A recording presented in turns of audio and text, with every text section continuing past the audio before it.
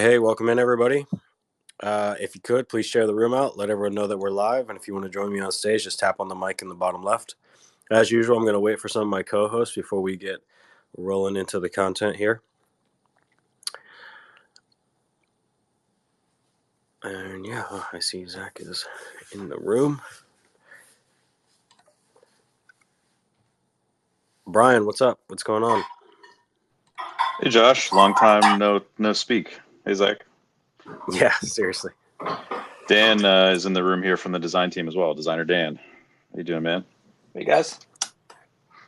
Nice. Welcome in. Welcome in. Go ahead and introduce yourself again. I'm Brian. I'm the creative director at Celsius.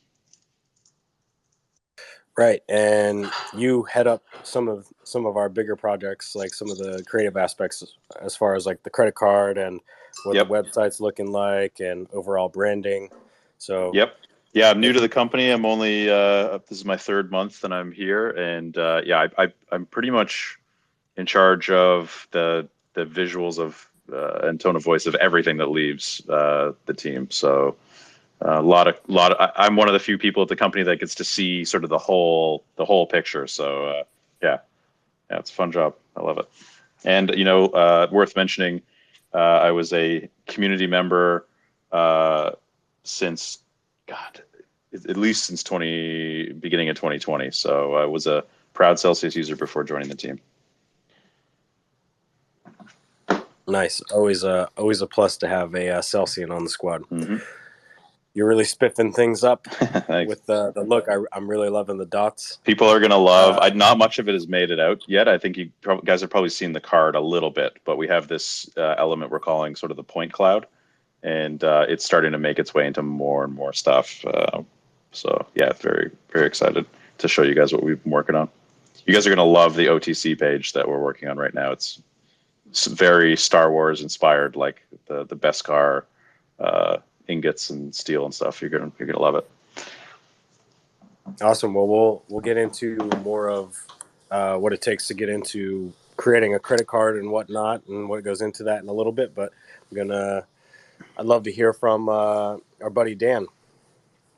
Yeah, hey guys. So yeah, I'm part of Brian's team, and I'm kind of the one down in the weeds, just keep my head down and just creating a lot of this stuff. And yeah, as Brian mentioned, like we're creating a bunch of cool stuff down the pipeline. So I'm here to just get a bunch of feedback on some of the stuff that some of you people have seen so far, and what you like, what you don't. And the other cool thing is Brian and I previously worked together in another company where we went through the process of creating a card. So we have a bit of experience there, which is kind of cool. Yeah. If anyone has any questions, if anyone here are interested about getting into design, if they have any sort of career questions about design, like there aren't a ton of places to get answers especially if you're a young designer. So definitely feel free to reach out to me and Dan if you have any questions. Awesome. Or if you want a job.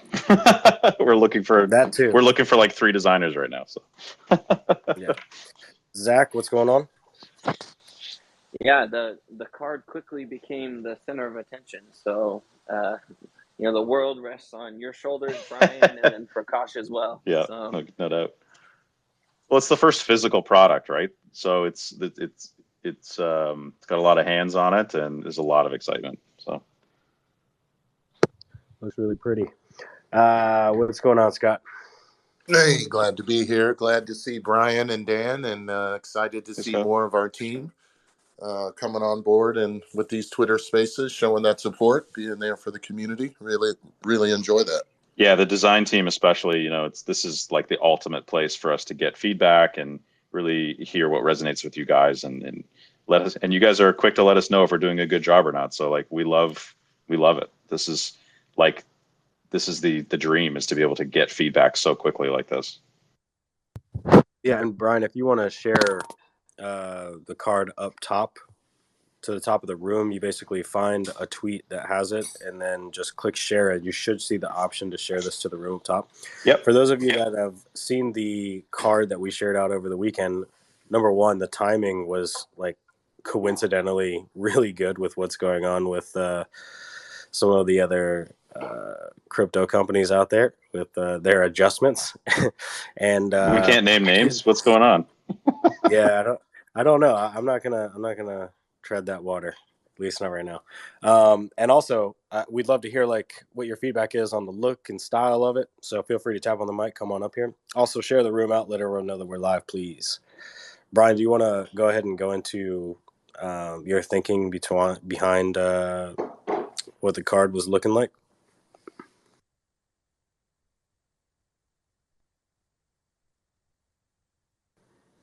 Brian, you're muted.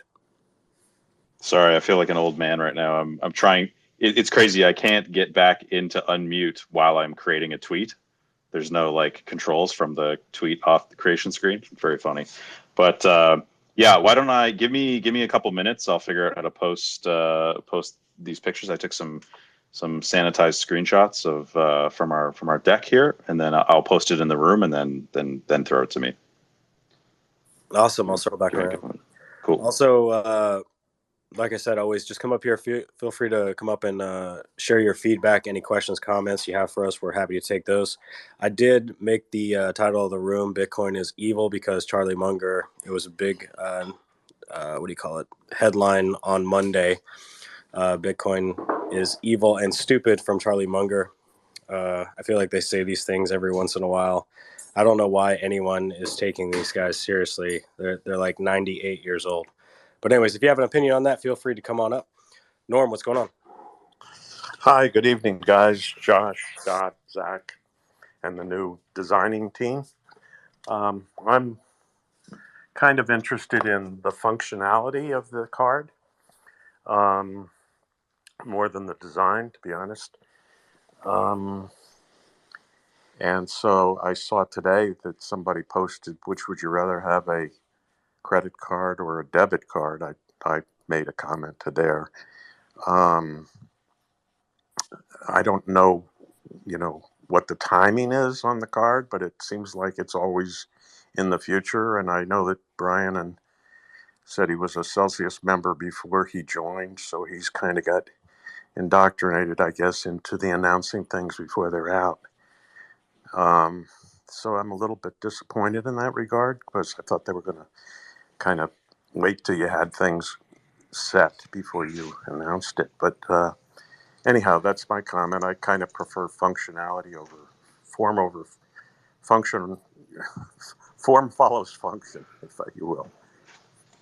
Oh, he didn't announce the functionality of it. He just announced the way that it's looking, Norm. Yeah, that's what I meant. I kind of like to know what the functionality is before I see what, or even care about what it looks like.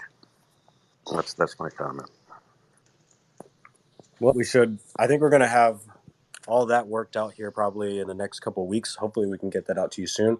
The card is looking like it's going to be around August time for it being given out to everyone. We are going to set up a list to get ahead of everyone here soon.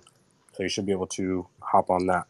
Yeah, I hope it'll be clear. I know that Exo came out with a card recently and announced. I even got an email that's open for U.S. citizens, and when I went and looked at it, I couldn't get it. So I hope it'll be clear on who can get it, so that it won't be like the swap function where you say everybody's getting it, and I still don't have swap function, for example. Yeah, So Norm, what as far as functionality, what is some of the most important stuff to you, or what sticks out to you the most in a card that you're looking for? well, the comment I made on that question that was posted today was, do you want a debit or a credit? And I've got tons of credit cards. I would prefer, an idea would be a debit card. And in the app, you had an option to say, what percent of your earn do you want to see deposited into your, say, 50%. So each earn period, Celsius percent I earn, put it in my debit card account. And the other 50% goes into the normal earn and sell or earn in kind. In my case, earn and sell. And then you have a card now that has money, and Celsius does the transition of the earnings into the cash for you at no fee. But then again, we're not expecting any kind of percent credit back or anything like that. And then now you've got a card you can spend every day, and it's using your earnings, and there's no, it's the off ramp, if you will, for whatever percent of your earnings you want to use. That's my suggestion. So a debit card that basically gets refilled based off your earnings from Celsius. And then you can dedicate whatever percentage of your earnings you want to be funneled to that account. Exactly.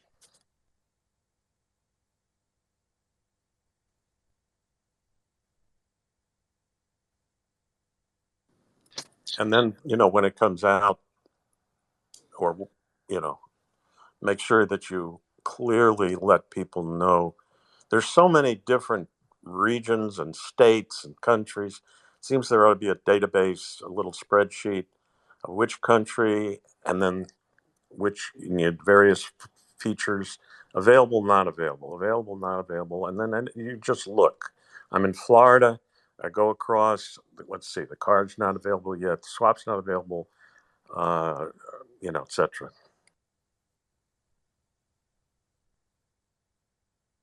Can I just say, Norm, that that's an excellent idea? I like that idea that you had about the debit card. That was really cool. Yeah, we'll probably pass that information up. Yeah, and that kind of goes with the ethos of what we're trying to do here is create financial independence for our users, and you can kind of just save, and then your yield and rewards could grow over time, and then that to a way that you could spend it.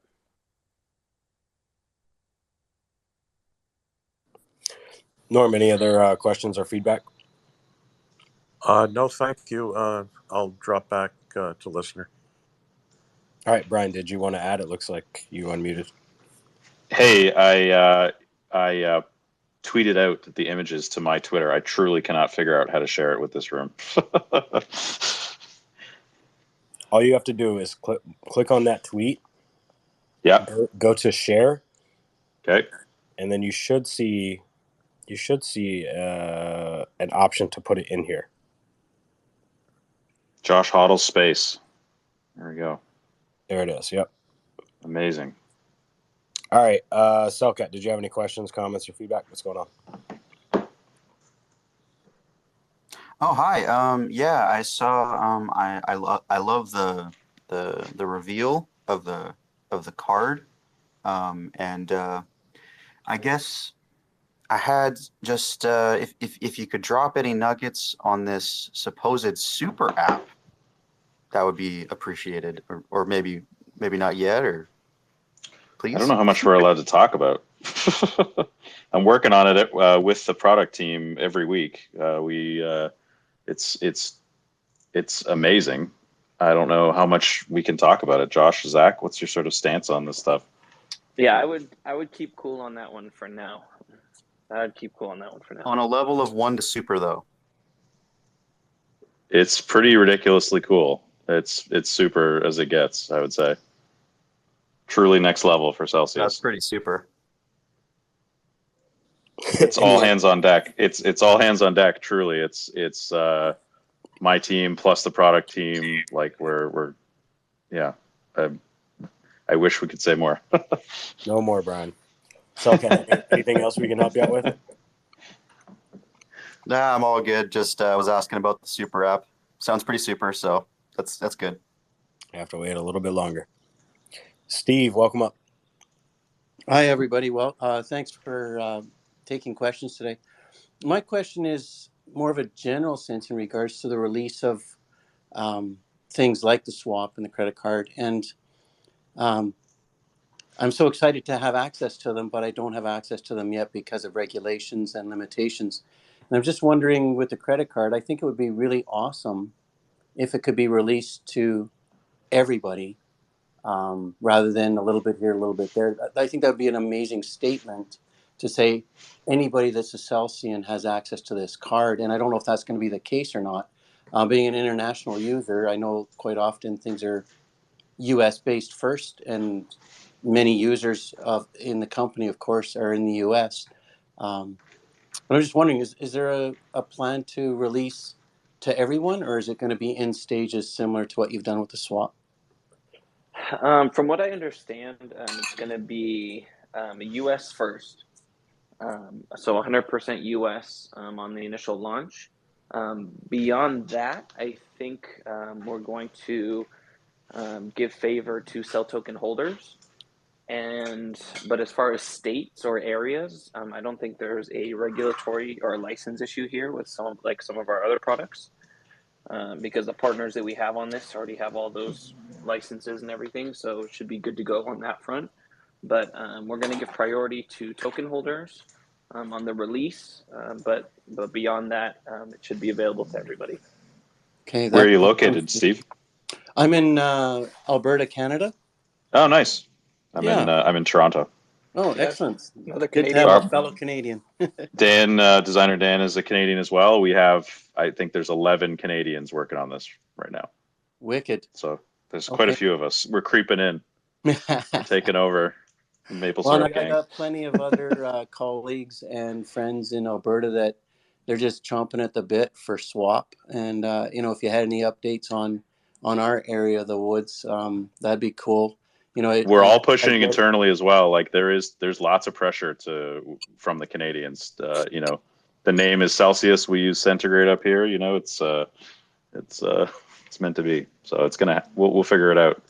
Well, and certainly onboarding and having a swap is critical to having people adopt crypto in my area, because it seems such a barrier for people to first, I got to get an exchange account, and then I got to get my fiat into that account, and then I got to get it to a different exchange to get cell token, and then I got to get that into Celsius, and it's quite a barrier to be a selling feature for people to adopt it because of all of these extra steps. And I'm willing to help them learn and understand and become a coiner first, but that seems to be quite outside people's willingness to go that extra step, and then they just give up. It's like, whatever, I don't want to do this kind of attitude.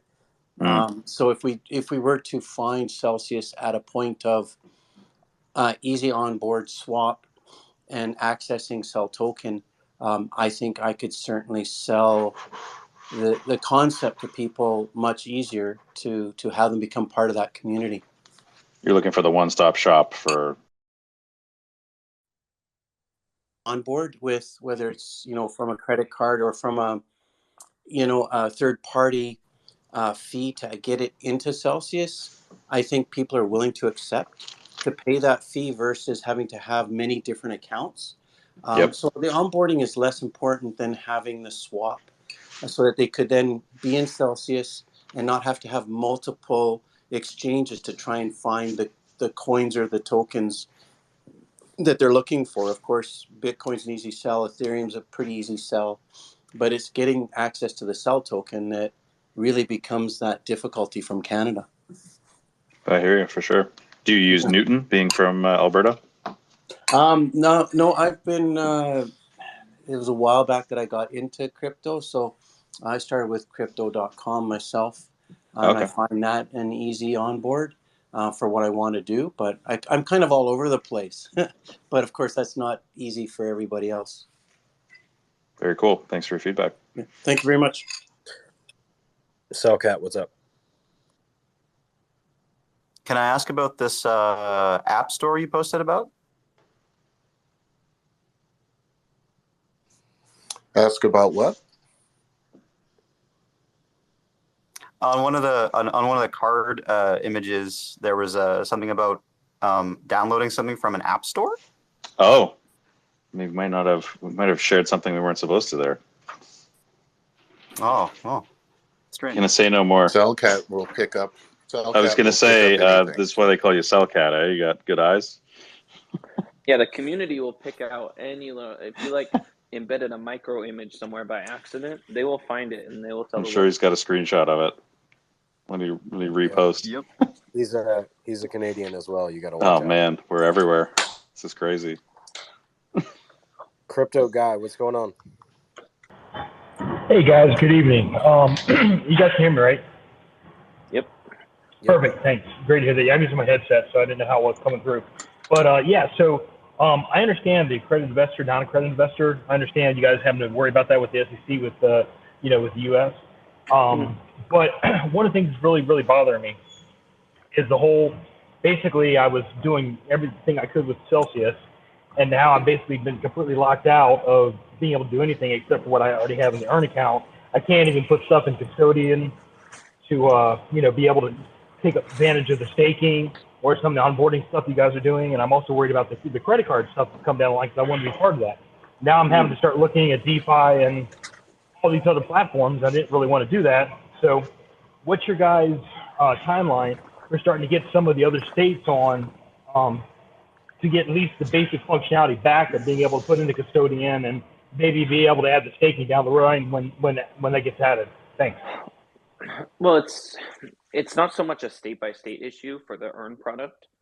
That's a U.S. issue in general, and then there's a handful of states that have even more severe restrictions on top of that. So, it's really whatever state you're in that's causing that situation. So we try to work with regulators as best we can, and always remember that Celsius wants to offer as many products and as many services to as many people as possible. We never want to restrict access to anything for anyone, right? We do it out of necessity and survival and compliance. Yeah, I totally understand, right. Josh, totally understand the compliance. Just like kind of what they were talking about having like a lookup. If we could have like a state by state kind of like just an idea of what you guys are doing, we can't so we have an idea. That. Right, we can't do that. It's considered like circumventing the regulatory situations in those areas. So, there used to be a website that offered that information, and we asked them to take it down because we're not allowed to do that. And this is all part of the compliance, atmosphere. Well, so okay, if you can't do that, then could you at least maybe comment on if you're working towards that, or basically we're just not going to have any luck in the future? I mean, can you at least you can comment on that, right? Yeah, I can say that the situation is still evolving, and there will be more updates down the road. I mean, even BlockFi came out and said, hey, even though we killed the earn product, we're going to introduce something in the future once it's registered with the SEC. So I mean, that's all I'm looking for. It's just looking for some hope for some of us that are in these states that don't have access. Right. And like I said, that the situation is still evolving, and there will be other updates down the road. That's all I can say for now.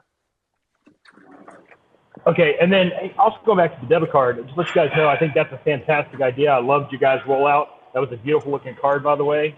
I just hope that when you do the rollout, it goes across the entire United States, and that everybody can have access to that. Yep, that's how it's looking right now.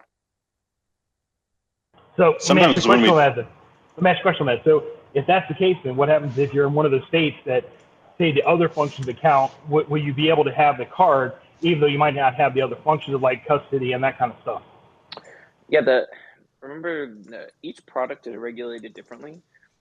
Recent changes we made were all about custody and earn, and really didn't have any effect on loans, on swap, on any other products. And credit card is, again, in a field of its own, where none of the regulatory environment around this has changed at all. Gotcha. Yeah, I'm in North Carolina, so we don't have swap or custody, or the fiat on-ramps haven't even happened yet. So, yeah. Right. Terrible.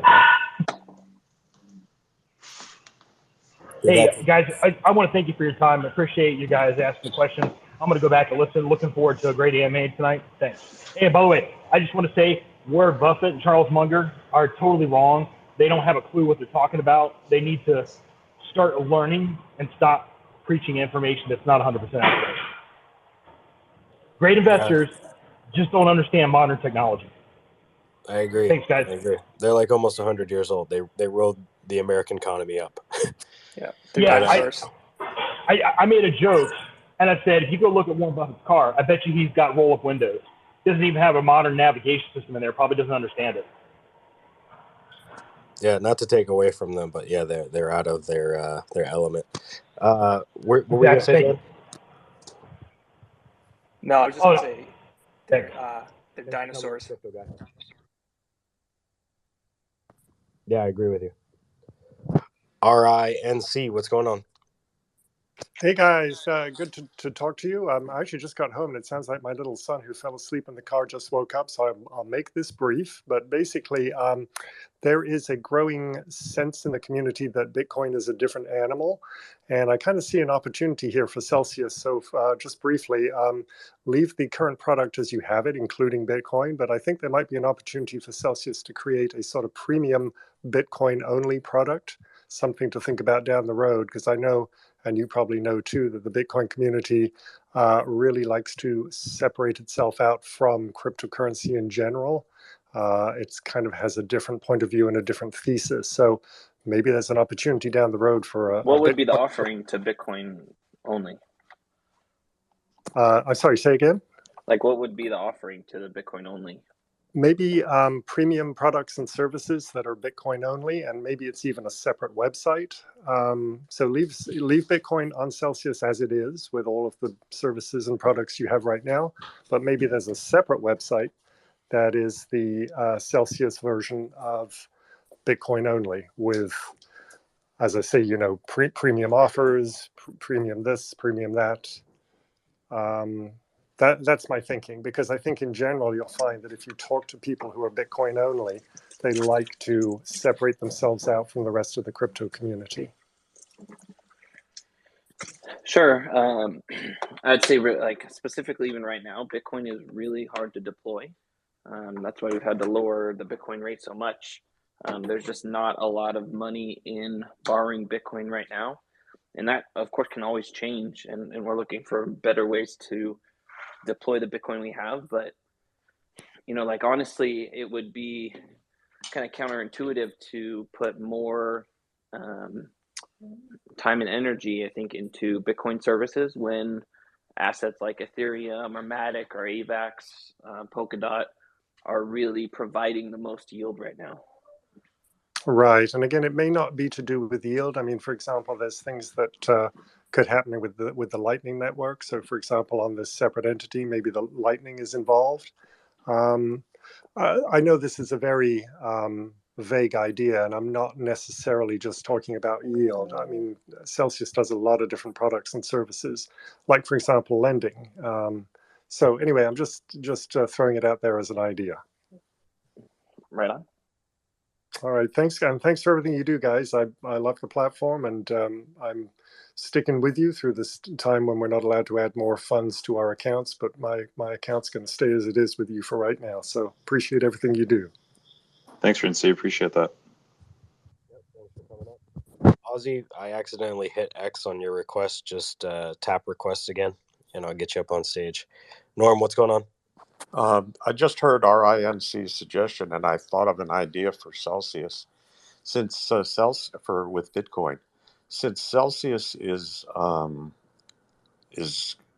mining these virgin quote unquote Bitcoins, which have never been in circulation. How about the idea that you could create a sort of an NFT of the Bitcoin, so that the Bitcoin is the NFT because it's a unique somehow, even though a Bitcoin itself is fungible, it would be somehow identified as an NFT, and then you could sell it as a premium to, high-end investors. They could have a proof they bought an NFT, and you could sell it at 20% over value over the list or whatever, and then. I don't know the technology of how to make an NFT out of a Bitcoin, but it would seem to be a nice collector's item, a lot better than an ape face, in my opinion. So you're saying they have like ownership of whatever Bitcoin that was minted at whatever block. Yeah, they would get a Bitcoin. They would buy a Bitcoin, and they would get one Bitcoin in their wallet, in whatever wallet they would use, and then they would have a NFT somehow on the blockchain. I don't know how, if you can write to the blockchain somehow, like you can in Ethereum, where you can actually somehow identify them as owning that Bitcoin. I don't know. Just a thought. The only thing that comes to mind is you have an NFT that was minted correlates somehow to the Bitcoin. Josh, you're muffled like crazy. Yeah. What are you doing, Josh? I'm just keeping secrets. Um, Yeah, I think Bitcoin. I think Virgin Bitcoin does carry a premium on the market, but I don't know how minting an NFT that represents that Bitcoin would tie to that Bitcoin in any way. You know, I don't know. I'm not a big it would be NFT like person, but the Star Registry, Zach. You know? yeah, kind of like that. Like I own land on the moon. You know, something like that. Yeah, it'd be like that. Thanks for coming up, Norm. Bobby, you're up next. What's going on? I just wanted to say, thank you, Josh. I just wanted to say congratulations to the guys. The card looks so good. Imagine pulling that thing out and use it. It's going to be, people going to want to know about Celsius just by looking at that card. I mean, it looks so cool, And Thanks, Bobby. Thank you, sir. I mean, thank you. And you guys did a great job. I had to take down the carrier, like the envelope that it comes in, because Cellcat ruined it for everyone. He saw some details that he wasn't supposed to see. but when you open it, it's going to be pretty spectacular. It's going to be like opening sort of it's going to be like full of stars when you open it. Like it's like gloss black on flat black paper, and the pattern sort of extends off the card onto the paper. It's going to look pretty cool. Wow. Well, that's Cellcat for you. He always way to go, Cellcat. Yeah. I do it out of love, okay? Can you speak on if you can you speak on how user friendly this car is going to be? I know you guys are putting a lot of work into it, that it won't get us into trouble. Can you kind of speak on that a little bit? I'd probably shy away from that. We can't give any details there. Okay. Thank you. Anything else we can help you with, Bobby? No, great. I'm just grateful and can't wait till it comes out. And it looks great. You guys did a great job. Thanks for the feedback. Appreciate it. Yes, sir. Brian, have you guys worked on like the packaging yet, like the unveiling of the card? Because I feel like that every time I watch a YouTuber open up a credit card, the unveiling has to be like insane. Yeah. So the packaging that I attached, you can see that it's like a it comes in an envelope that we styled with the dots, and then when you open it, it's like I said, it's similar. If anyone here has used the Cash App, we were definitely kind of inspired by the envelope that they ship their cards with, which is really nice. And so it's like sort of black paper, matte finish with like a gloss, like star field on it. And so yeah, it's gonna feel pretty nice. But we also spent the money in the right places, right? That's sort of the Celsius thing to do. So we spent the money on the card itself, less about the envelope. I've got one of the crypto.com card envelopes in front of me. Yes, it's impressive, but what's more impressive is not rug pulling users on your rates. So it's we spent the money in the smart places, I think, with the card experience. I shouldn't have said that. I'm going to get in trouble with crypto.com now. Well, you didn't try to go the origami route, make it look like a pelican or anything like that? Josh, yeah. What are you doing? Every time you talk, it's like you're muffling yourself. Get this man a pair of headphones. He's doing 10 things at once. Right. It's my pinky. I keep putting my pinky over the mic somehow. Oh, there you go. Yeah, I've got fingers like the financier. So No, if you look at the picture I posted, you can see we've broken apart what are called the separations, like when you send the card to print. So the plastic itself is like a black PVC plastic that's like double thick. So it's like a thick card, and it's got like a pearlescent paint, like almost like a candy paint, or like what you'd see on like a bass boat on there. That sort of shows through the logo. So the logo should feel like sort of this like gradient, like medallion on top of the card.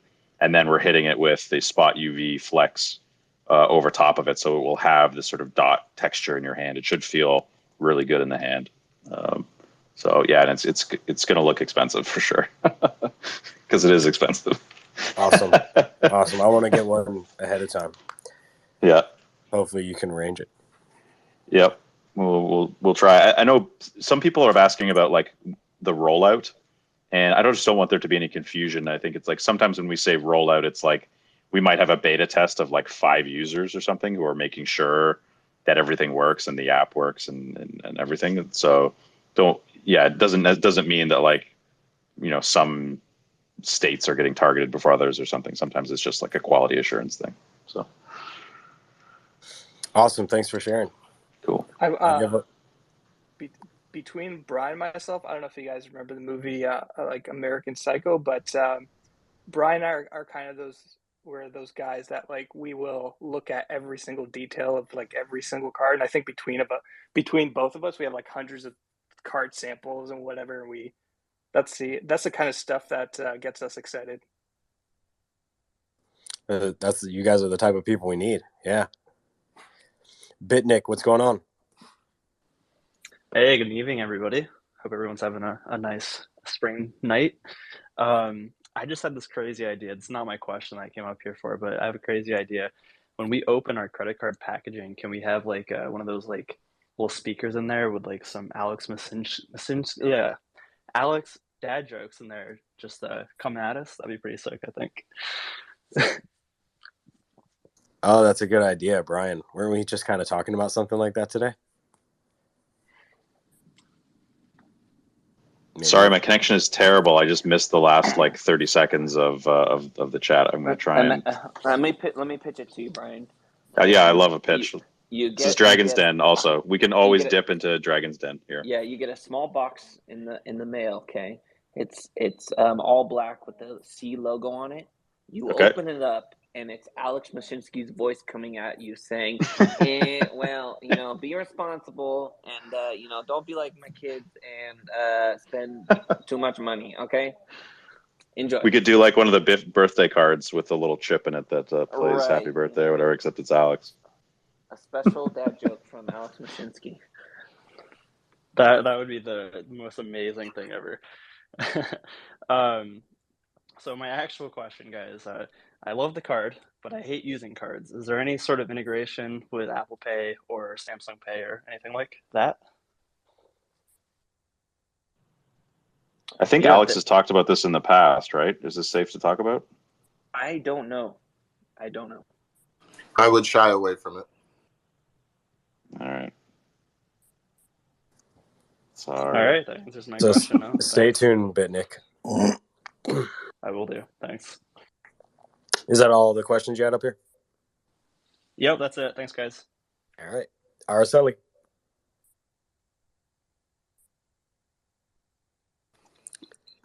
Hey, guys. Hope everyone's doing well. I have 2 questions from the Hispanic community. The first one is if you guys have like an approximate date or just confirmation that the credit card is going to be available to Central and South America. That would be the first one. No date on that yet. It's first going to U.S. users. But in the future, in a couple of years, would it be available? I can't say for sure. Okay. And then the second question is with the on-ramps. If there's going to be any integrations with, let's say, like not Cellpay, but those platforms that you use to purchase cryptos with, like, oh man, the name just went off my like I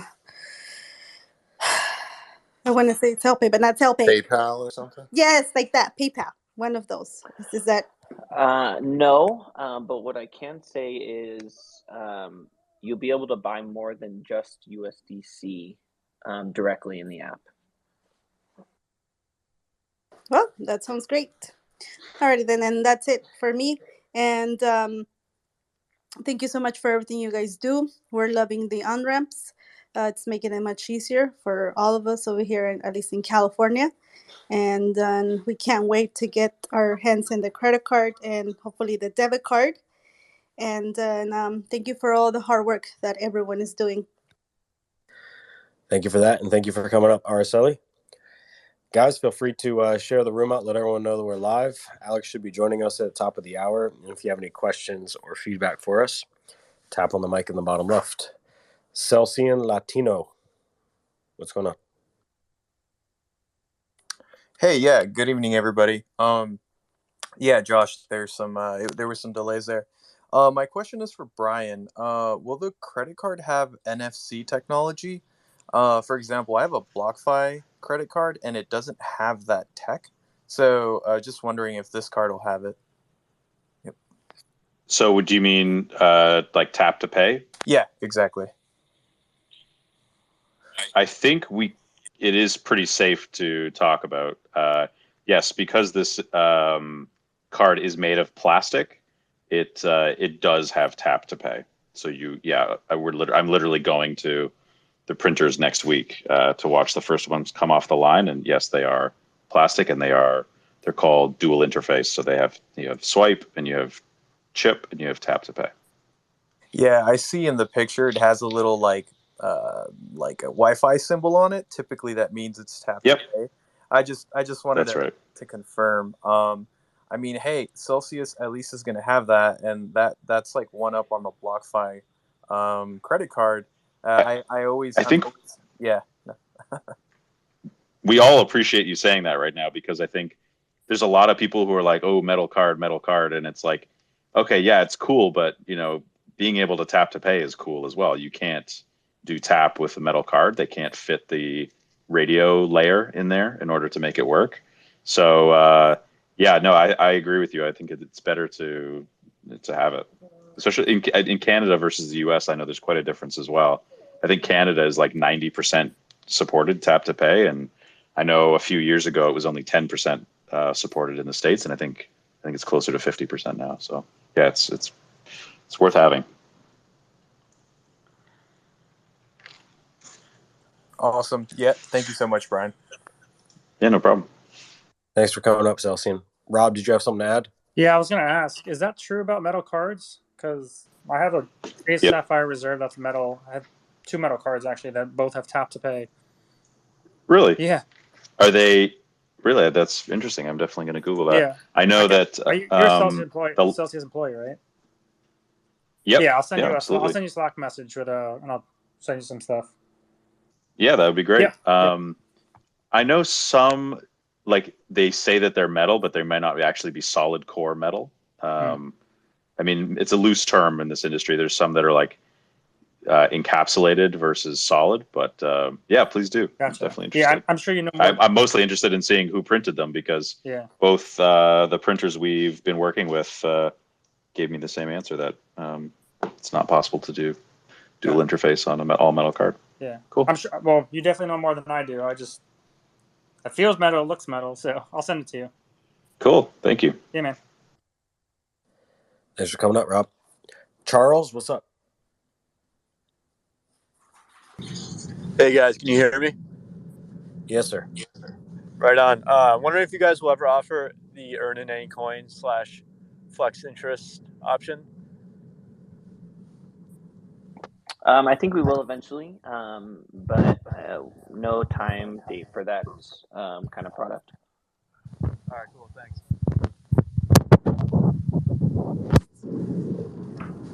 Did that conclude your questions, Charles? Yeah.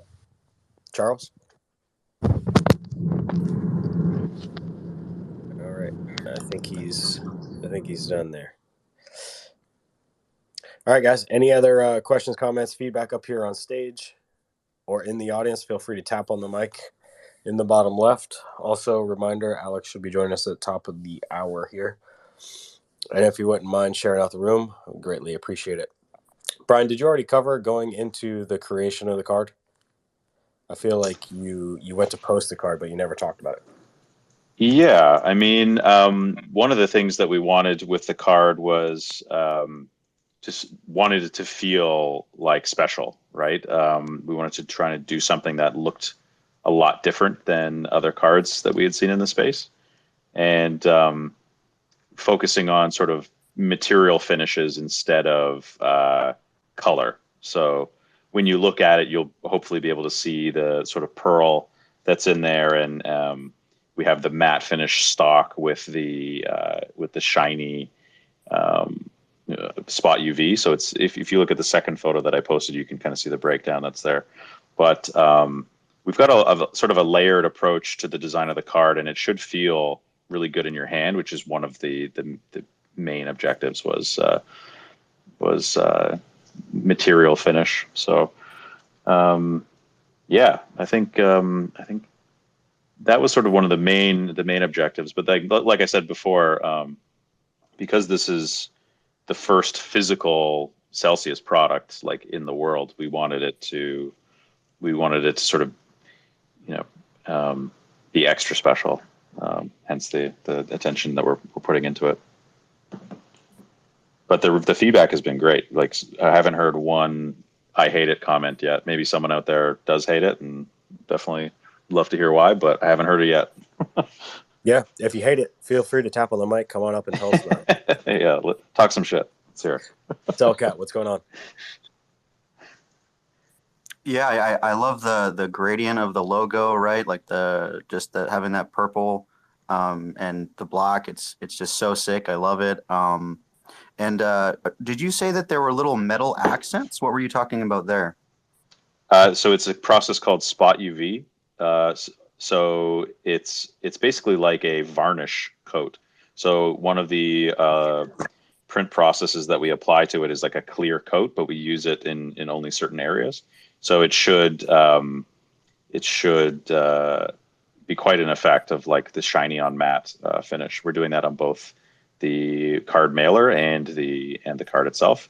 The other thing you might be thinking is there's metal flecks in the paint. It's like a metallic ink that we're using for the logo medallion in the middle.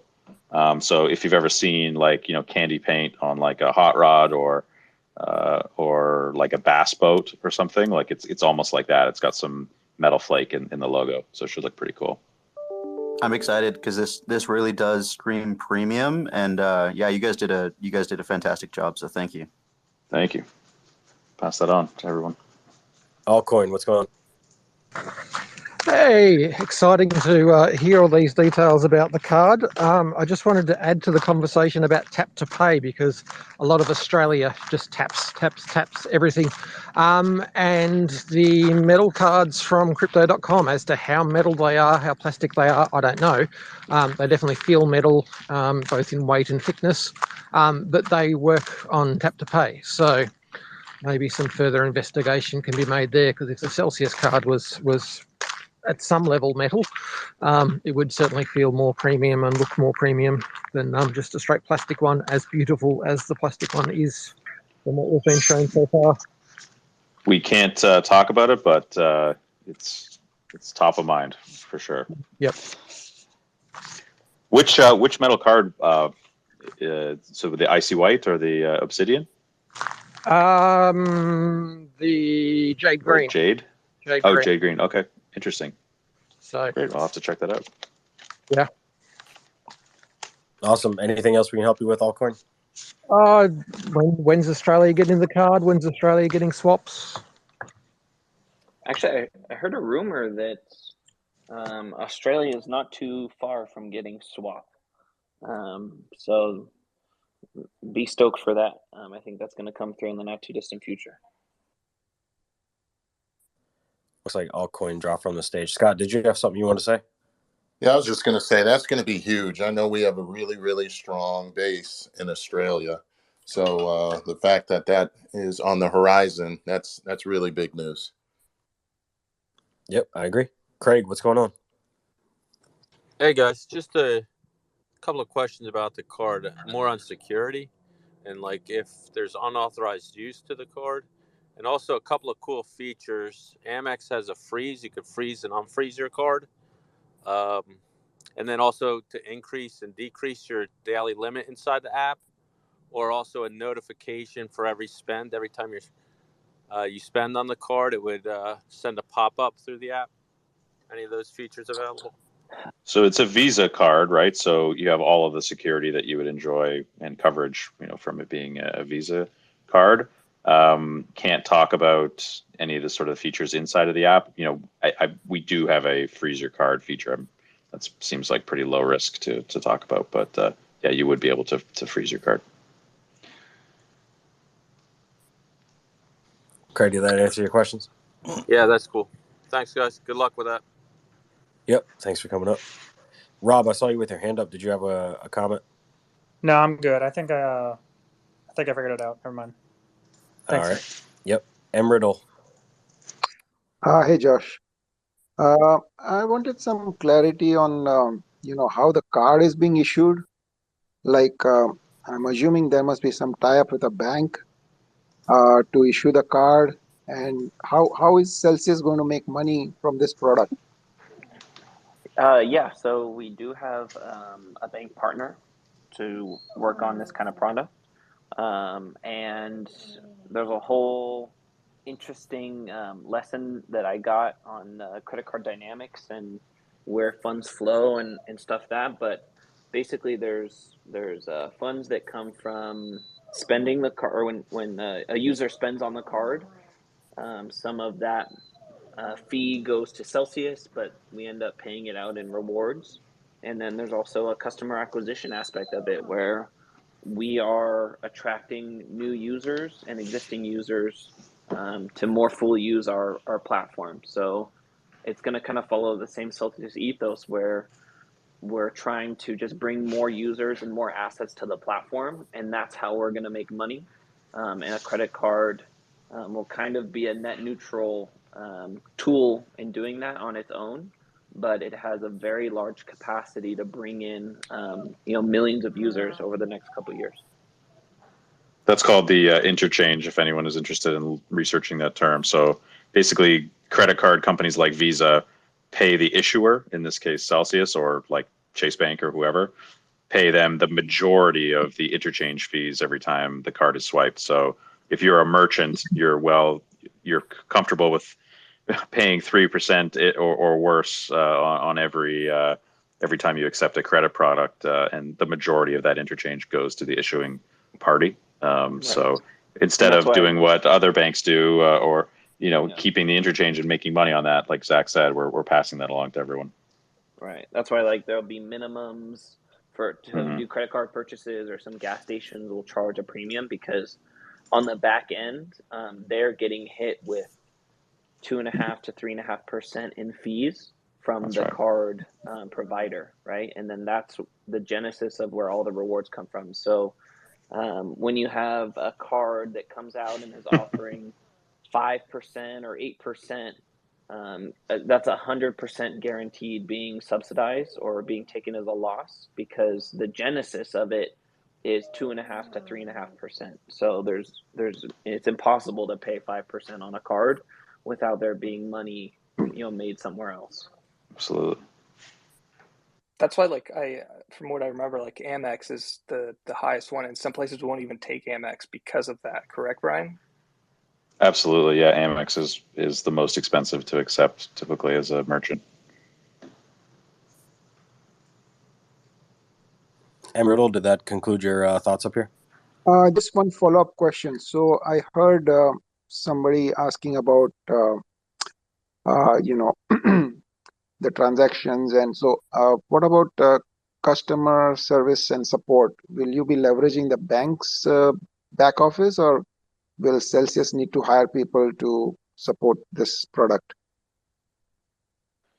I don't know for sure, but I think when you do these credit card deals with banks, it comes with a level of service that gets charged or included in the fees that we pay, for the card product in general. So I don't think it's going to be Celsius support directly. It'll be someone that has access to your account and stuff like that. Because again, there's an issuing bank partner and stuff like that that is providing the rails for this product to operate on. Got it. Okay, that's what I was expecting. Okay, makes sense. Thank you. Yep. Thanks for coming up, Emerald. Crypto guy, what's going on? Hey guys, a minute ago you were talking about the crypto.com cards. So I think everything except the bottom tier card is actually metal below that. So anytime where you actually have to put staking rewards in, that's to basically the benefits of the card. That's all metal cards. Does anyone else in the call have a crypto.com card? We'd love to hear, or any other sort of crypto card. We'd love to hear your sort of complaints or feedback or things that you do like about those products. So just to let you know, I've actually got BlockFi, I've got the credit card, and I've also got the Coinbase debit card as well. I predominantly use the Coinbase card because I can get up to 4%. And then as soon as I reload it and as soon as those rewards paid out, those rewards were getting transferred to Celsius to earn Amazing. yield. So they did not stay on the Coinbase platform long. That's 4% in XLM. Is that correct? That's correct. You can either get XLM or Rally, I believe, is the other 4%er. But their cards are getting ready to go through a change to where on May the 10th, now you're going to have to choose a different reward, which I like the XLM because I can pretty much do anything with that. Yeah, I mean, low fees to send it to different platforms. That's for sure. Oh yeah, I mean, I loved it because as soon as I got it, so 4% back, doing nothing, and then transfer Celsius, get 1%, so it's a 5% return on every cash purchase I'm making. Could not beat it. Very cool. Hey, another quick question off the credit cards. Have you guys thought about maybe having a clinic to try and help people to figure out ways to help them to put a plan together to become an accredited investor in the future? Maybe like say, hey, come up with an investment plan of saying, hey, invest in these assets. And I know you can't give financial advice, but concepts, ideas for how it might be able to help somebody to achieve that status. Because I think we all want to, be regulatorily approved. And I know there's some new laws that potentially are on the books that, it's not on the books, but are currently circulating to Congress, which could change the status of an accredited investor, which then that changes everything. I just wonder if you guys have thought about that, because like there's, your different brokerage accounts, like say for like, TD Ameritrade actually has training on, how to understand the different aspects of stock investing and, the different products they offer and gives you, ideas for how to build a portfolio to, achieve your financial goals. Well, one thing I know is as a company, we don't have anything like that for everyone, but we have a couple of ambassadors, right? Celsius ambassadors right now that are putting something together and trying to navigate that and communicate that. They're contacting their states. So as more information comes available with that, you'll start to see more of that in the community.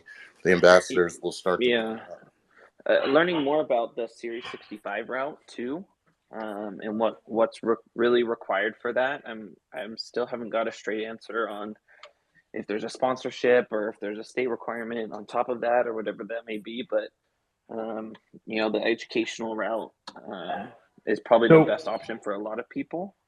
Yeah, my understanding, Josh, my understanding with the Series 65 is there is not a sponsorship requirement. However, though, some requirements that will be there is that you actually have to demonstrate that you do have customers. You have to have a website showing that you are providing financial services. And then there's, for each state, there's requirements in terms of how do you maintain your certification in terms of ongoing training ongoing training requirements and training credits and things like that you would have to submit every year in order to keep those certifications. Right. So, and hopefully, as legislators act in the best interest of the people, they change these rules to update to modern times, and not by increasing it to 10 million, but by allowing a different path to accreditation that's not just based on a very hard to maintain license or income / wealth. barriers. Right, or a class on risk management. Yeah, I mean, like I think it would be so easy to have, pay a fee and take a test to show that you have a reasonable competency of investment and risk understanding. And, I think that would be the best of both worlds. Yeah, I would agree with that. One other question too, another side note. Have you guys thought about trying to bring Algorand to the platform? We have. It used to be on the coming soon, and I'm not sure why it got removed. So I'll have to take a look at that. That's a staking asset, isn't it? It was. It's kind of going away from that now. Now it's the participation rewards have gone away. Now it's governance based. So in other words, every quarter. But there's a bunch of DeFi apps now that have been deployed on the Algorand blockchain that would allow you to earn yield pretty easily. Yeah, maybe that's something we need to look at, and for Celsius X too. We're all about generating yield any way we can. Yeah, and the fees are dirt cheap. I mean, it's 0.1 of the 1,000th of a penny. I mean, it's cheap like Solana kind of. Sure. Nobody's got a scaling problem until they have a scaling problem. Yeah, exactly. Anyway, thank you. I remember when Cardano fees were cheap. I remember when ETH fees were cheap. A penny or less. Yeah, I remember when Solana worked too. Yeah. It was crazy.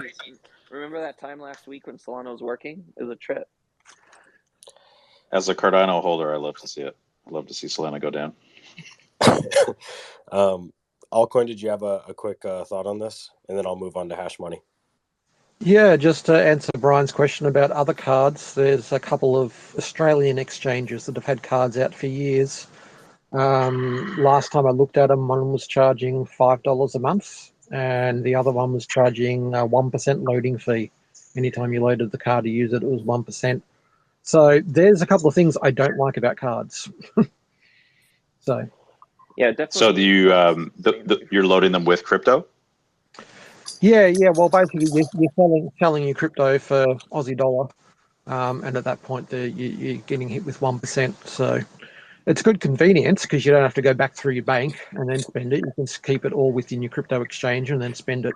So it's a convenience fee, but not having to pay that fee with an alternative provider like Celsius would be wonderful. How is the cap gains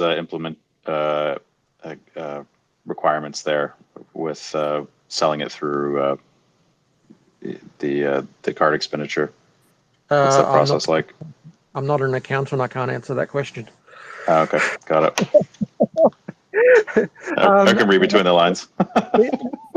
in Australia, capital gains is taxable event. So whether you're gaining or losing, so if you're selling it for more than you bought it for, it would be capital gains. If you're selling it for less than you bought it for, it would be capital loss.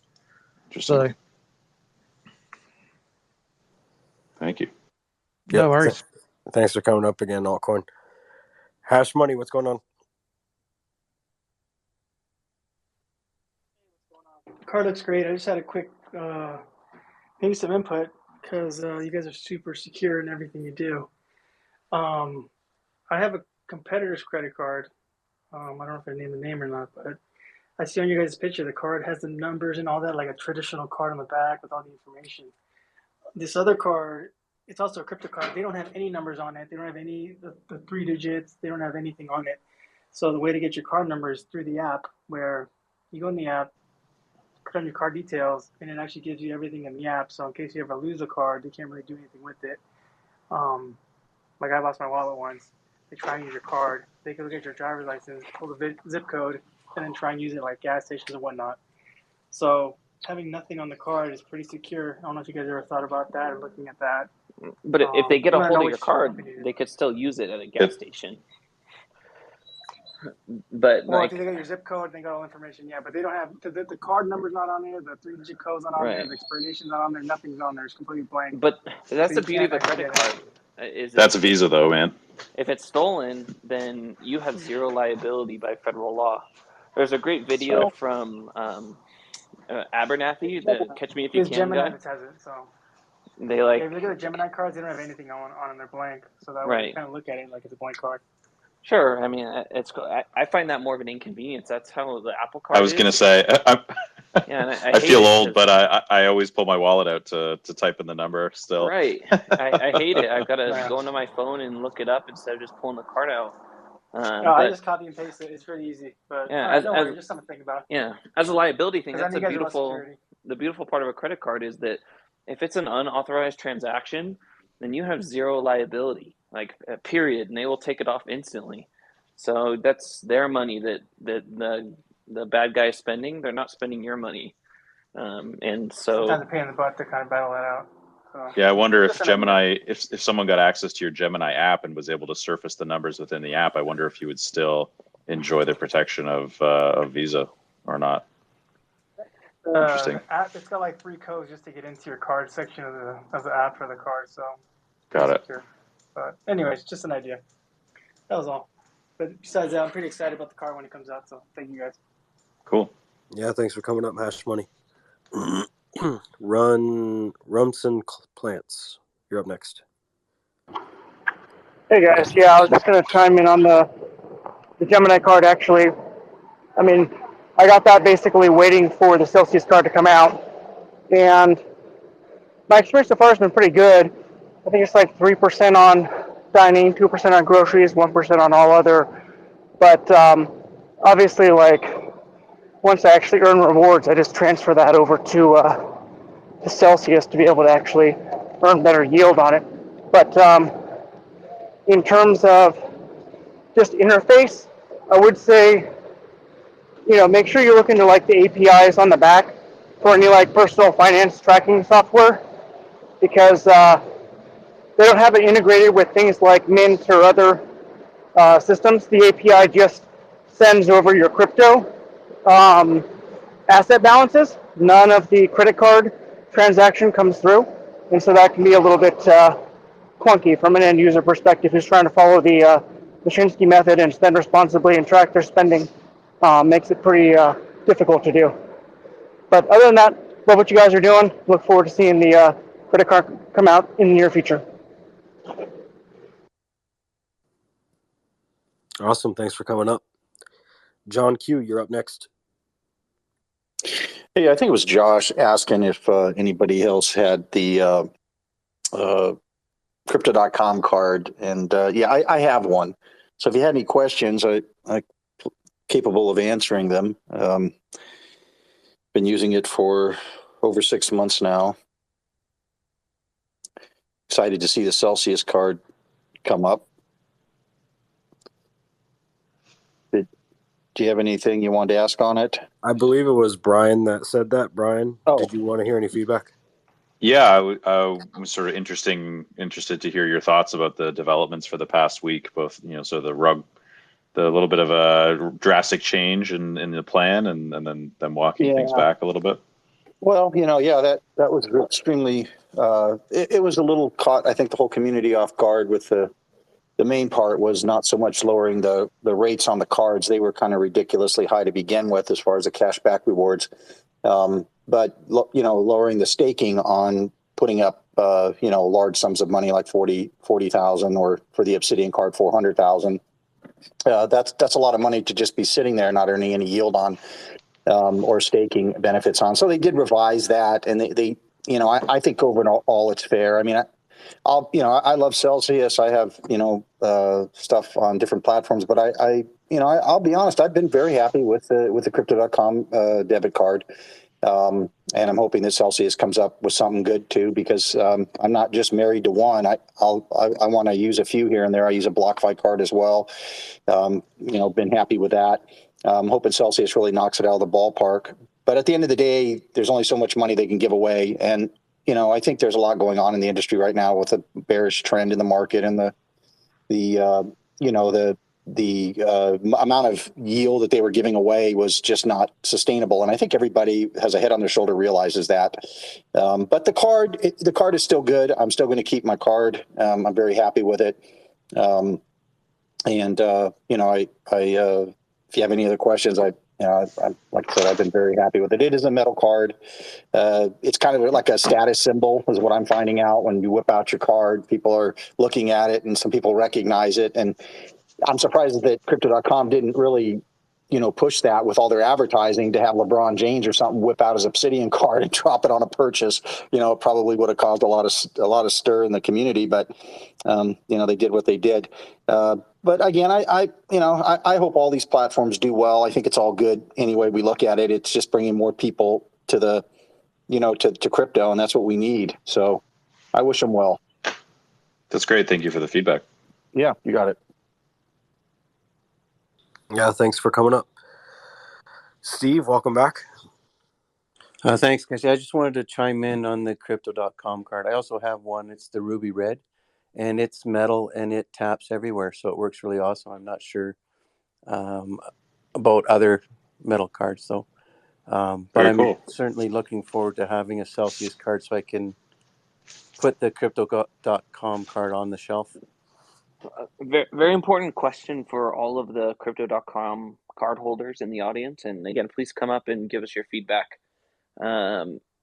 Did you join Crypto.com for the card and then stayed for services, or were you already a member of them and then got the card as it came out? And then second question, would you be willing to switch from your Crypto.com card to the Celsius card, and why? So those two questions, did you go for the card or did you just get the card while you're there? And then would you switch over to a Celsius card, and why would you make that switch? Okay, I can speak to that. Certainly, I had my account with Crypto.com first, and then thought the card was a great way to offboard some of my assets when I was wanting to swap into a stable coin. So that was a great way to offboard, some of my income. So that's where it had great value to me. And of course, spending and getting some yield that way with 2% back was a benefit. I think for Celsius, also being a member way before having a card, I just see it as a great way to advertise being a part of the community. And also, I guess it all depends on what type of services the card offers. It's more about accessing and utilizing my account versus the rewards that may come with the card that's important to me. Yeah, I actually, just to directly answer your question, I basically got into crypto.com when they had their big marketing push, a little bit before before the Super Bowl when they started their big marketing push, and I stayed for the card actually, and I use it as my fiat on ramp. I would definitely switch to any other type of card if it's perhaps more of a decentralized stack. But I need the availability in the country that I'm in. That's all. Yeah, and on my case, I did join Crypto.com because of the card. So it kind of dragged me into it, and it was the reason for me to join and use Crypto.com, getting the card. And the only thing that I don't like about the car is that once you load up the funds into the car, you cannot take them out to, I don't know, buy more other stock, other coins, or even get the money out. The only way you can do it is actually spending the money or through an ATM, which is kind of like limiting to me. So if you guys can come back into the app and buy more crypto coins with the money you put into the car, that would be a huge relief. And accept, something different than crypto.com. That's my 2 cents. Ariel, have the recent changes made you want to not be with the platform anymore, or are you still wanting to stay with crypto.com? Yeah. Until I see something that is better, I will stay with crypto.com. Like I said, the only limiting is that when you put the money on the card, you cannot take it out. You have to spend it. That kind of sucks to me. But that will be the only one that will say that it bothers me. The limitation on what they did on the, changes this week doesn't really bother me at all. I'm fine. Got it. Thank you for that. Thank you for the feedback. J Gels, you've been waiting for a little bit. What's going on? Hi guys, thanks for having me up. Just wanted to come up and ask a couple questions. I apologize if I missed anything about this earlier, but have you or can you say anything about how the cell token is going to be integrated into the card rewards programs? If rewards are going to be paid out in cell token, if that's going to be different based on jurisdiction? Can you guys speak on that at all? So what I can say is Cell Token will definitely be involved. It's going to be an option for all US users and international when that comes to utilize, and it'll provide probably two main functions. One will be priority access, and then two will be increased rewards on the card. Cool. Well, that's a good little initial tidbit. I guess just as a little bit more of a detail-oriented question, I'm an American that lives abroad, and I assume getting the card mailed to me would probably be difficult. Will there be like kind of an online version of the card that I can download on my phone and potentially use as an American living abroad within a reasonable amount of time? You know, I'm not certain, but I believe there will be like a digital copy that you get. And I would imagine that once you get that, then you could start using it right away, no matter where you are. Cool. That's great. I'm glad to hear that piece of information. Are we keeping questions centered around the credit card specifically right now, or can I ask about something else? No, go ahead. Cool. Yeah, this is going to be a little bit more of a broad, overarching question. I just want to kind of go back in time for a second to last year. I guess around the same time period when we were looking forwards at the year ahead. And there were a lot of different products that had been brought up, said were going to be released, all that kind of stuff. Earn Any with Any, CoinVest, I haven't heard anything about in a long time. Obviously, on-ramps, swaps. I think I'm missing out on a couple. Self-insurance. But in terms of, all these different features, limit orders on swaps, all this different stuff, where are your guys, I guess, developer teams currently putting all of their efforts? I guess, how do you view the year ahead and the kind of offerings and products that you guys want to have on the platform? What's your image for the company in the next 1 to 2 years and all of these different things that you guys had originally talked about integrating and we haven't necessarily heard a lot about in the past while? Yeah, no, I think that's all fair. There's definitely a lot of products that get held up in regulatory and compliance issues. So like co-invest or self-insurance is all stuff that we want to do, but we're still trying to figure a way that we can do it economically and regulatorily in an approved way from the regulatory side. But the vision is very simple. It's to become an all services one-stop shop crypto flat platform.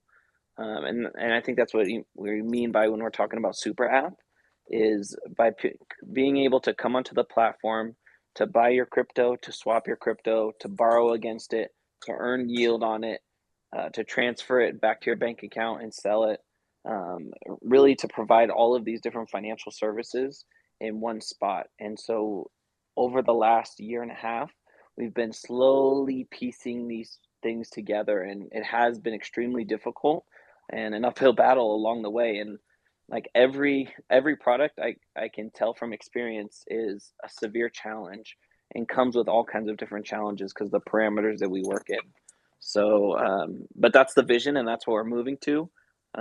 Swaps has definitely taken a lot longer to get out to all the users than we would like. But again, that's just a regulatory uphill battle. It's looking like the fiat gateway will be a much quicker rollout to the US, and then the major challenge will be North America, Europe, South America after that.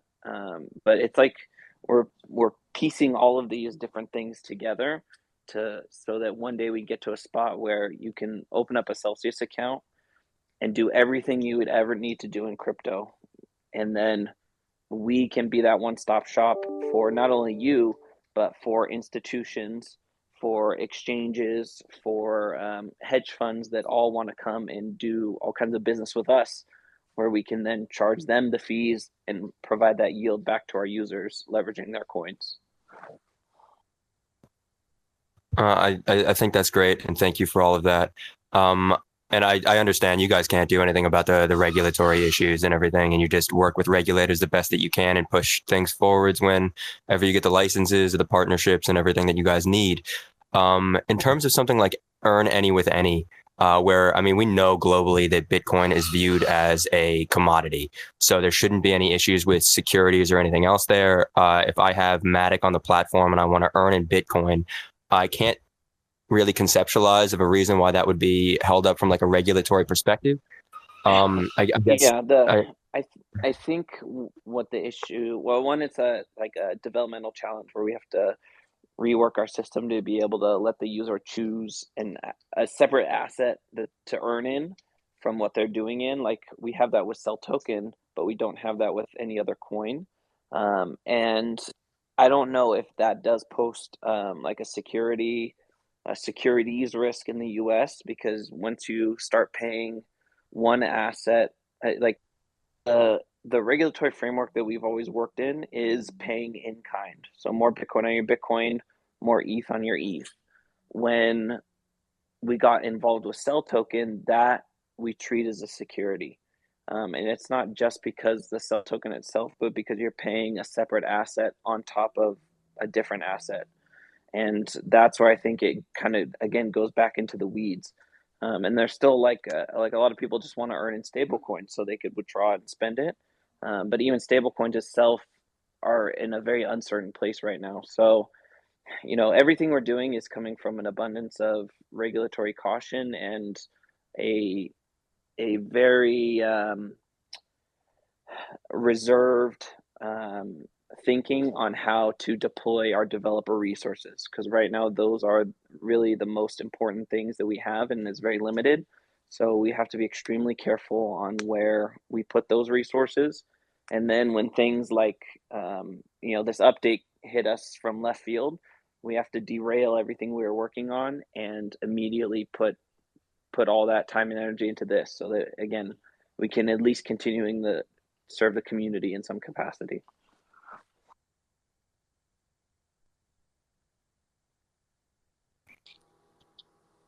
Thank you for that. I think Alex just hopped on, so I don't know if you guys wanted to introduce him up to the stage. Yeah, did that conclude your thoughts and questions?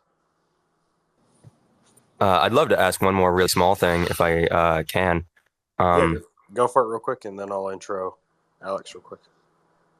Cool. Obviously, us in the community, we don't have a view into your guys' business operations and the amount of employees you guys have in each department and where everyone's being deployed to and how you guys are allocating your resources. In terms of your guys' tech and developer teams, I was just wondering if you guys could give a bit of an overview of, in terms of like the entire crypto ecosystem space, how you guys feel like your tech and developer teams match up against everyone else in the industry. Yeah, just speak on that a tiny bit.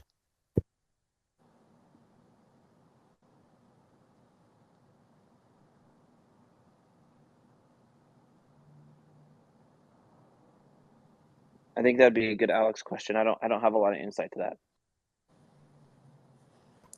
Hi guys, sorry I didn't hear it. What was the question? I was just wondering, us in the community, we don't necessarily have insight into, I guess, Celsius's inner workings. If you could just speak a tiny bit specifically on the tech and developer teams that Celsius employs and how you feel like they stack up against the rest of the crypto industry. Yeah, sure. So I think crypto is divided into mostly into like CeFi and DeFi. So DeFi are much smaller projects that are doing kind of, I would say, a lot of experimental stuff, right? So new protocols, new ways of deploying capital, and so on, so on. And you have the CeFi groups like exchanges and wallet guys and so on, who are kind of just providing on ramps and the ability to move from one asset to another, and so on. So more of a basic services.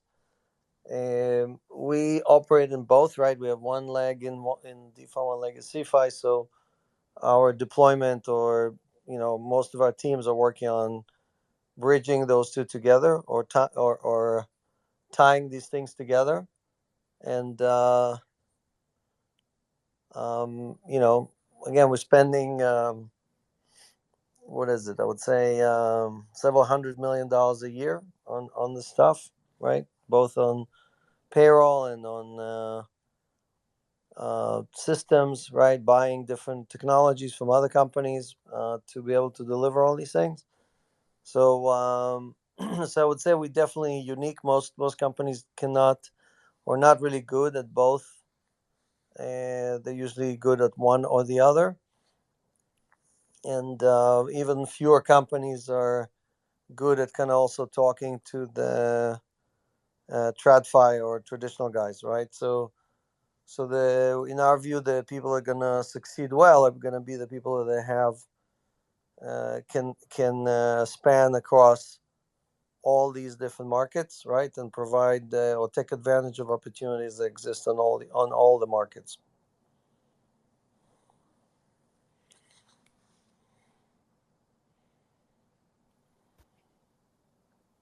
Cool. Well, thank you very much for answering the question. Yeah. I think that's probably it for me for right now. Thank you very much. All right, thanks for coming up, JJLs. Alex, welcome in. Quick question before we get started here. Do you have any thoughts on what Munger said about Bitcoin, it being stupid and evil, and Warren Buffett? And then tomorrow's a big day. We've got the Fed decision. And what are your thoughts on what that might look like? Seems the market's in a holding pattern here. Yeah, no surprises from Buffett or Munger, right? They kind of remind me of the Muppets show when you got the two old guys on the balcony cracking jokes about what everybody else is doing. It's like it's a different world, right? We're not nothing we're doing communicates to those people, right? It took them 30 years to invest in Apple, so it's probably going to take them at least 30 years to invest in Bitcoin. So I have very low expectations from those two. Obviously, again, they have a great track record, great reputation. So I'm not in any way, taking away anything from their success or their achievements. I'm just saying that I don't necessarily think that their opinion on Bitcoin or on the crypto community matters. So we can just ignore it. As far as the Fed, again, I think 50 basis points is priced in, 0.5%. That's what you're going to get tomorrow. I think the market's already baked that in. So we should probably see an up market tomorrow and an up market in crypto tomorrow. All right, well, that's better than I was expecting. I'm glad to hear it. Hopefully they stick to their guns. I'm sure they will. All right, guys, we're going to go into a full Q&A with Alex. Feel free to tap on the mic, join us up here on stage, and then share the room out, please. Let everyone know that we're live. Kibbs, what's going on? Oh, hey, Josh. Thanks for having me up and having an opportunity to ask another question. This question, I think, is a little more, it's probably more Alex oriented, because I'm curious a little bit about the general philosophy of how the company wants to approach regulation. And I obviously know that, the general tone has been, let's be very conservative and comply with regulation. But I guess when there's perhaps opportunity on the table where, maybe there's a way to give customers what they want by sort of side skirting around regulation to achieve an end goal. I guess more directly, I'm thinking, with non-accredited investors being sort of left out right now, is there thoughts within the Celsius organization to think of ways to get them to be able to quote unquote have yield, as opposed to not maybe directly getting yield the way that it's been done in the past? Maybe there's a way that customers can say, I would like to donate my coins to Celsius, and then because it's a donation, getting rewards in return is not really uh, non-compliant, or just similar types of ideas like that. Maybe that is flat out not a valid idea. I have no idea, because I just don't understand the regulation enough to really understand it. But again, it just comes down to the philosophy. Is there a mindset within Celsius to look for other avenues and maybe a longer side skirt dirty road to get around and provide the functionality or the benefits to people? Well, first, all of our existing customers are still earning yield. So, if you're Celsian, you continue to earn yield even if you're not accredited, right? So nothing has changed to existing customers. This only applies to new customers or people that withdrew their balances since the announcement. So we're not in the business of finding ways around regulators, right? So if people tell us to do something, we just do it. So, if the law changes, or if there's things that clarifications, or tomorrow somebody else decides that there's a new regulation, then we'll follow those new rules. So I don't see, like something obvious that we can do to help new people that are trying to earn yield. I just don't see any simple solutions that solve this problem. Okay, yeah, just curious on the general philosophy around it. So okay, thanks a lot. Appreciate it, Alex. Sure. Have a good one. Thanks for coming up, Kibbs. John Q, you're up next. Hey, thanks again. This is definitely geared towards Alex. Alex, again, thank you for all you're doing. But I had a question again to add to the last speaker, and I can certainly appreciate his ideas, because I've been in that situation, and that's how I made a living pretty much my whole life, was finding ways to do stuff that was legal. Just at the end of the day, it was legal, but it was just going outside the box to make something happen, so that I could continue to earn an honest living. So I do appreciate that last speaker thinking. I've been putting a lot of thought into it myself. But this is a question, Alex, directly. So my question is, and maybe you've answered this on an AMA. I don't know if you have. Please forgive me. I've been unfortunately unplugged for a couple weeks. I'm not an accredited investor technically yet. I do qualify, but I haven't taken the steps. But my thoughts are, I've onboarded a lot of people to Celsius, and who are not accredited investors or nowhere near that. And of course now they can't put any more funds in. So did Celsius get regulatory clarity from the SEC, or was this just regulatory caution that you're doing to stop the non-accredited investors from earning yield? What exactly happened, and why are other companies still offering yield? For instance, Crypto.com. So I can't imagine there being two different sets of regulatory clarity. So I don't know what exactly happened. If you could clarify that, that would be great. Yeah, so regulators normally make announcements. We can't make announcements for them, and they made an announcement about BlockFi. They made an announcement about other companies, and when they decide to make an announcement, they'll make an announcement, right? It's not each company has its own clock and its own timeline, and we don't control any of that. we can't comment on. All of that is public record. So if you want to dig up all of the filings and things like that or statements, you're welcome to do it, right? I think all of that is public information. So again, in your opinion, at this point, it was more regulatory clarity that you got from the SEC than regulatory caution because BlockFi got hit with a hammer. Is that what you're saying with Celsius? I can't talk about pending matters, so I can't really refer to what is or what is not, and so on, so on. So normally, again, announcements will be made, and then you'll see all the details. Right now, what's in the public domain is in the public domain, so you can just do a search either about Celsius or any other company that's in the space, and you can see what is being said by different parties, right? We don't control any of that stuff. Okay. All right. Well, yeah, I'll have to do that. Well, thank you for the input on that. Thank you. Yep. Thanks for coming up, John.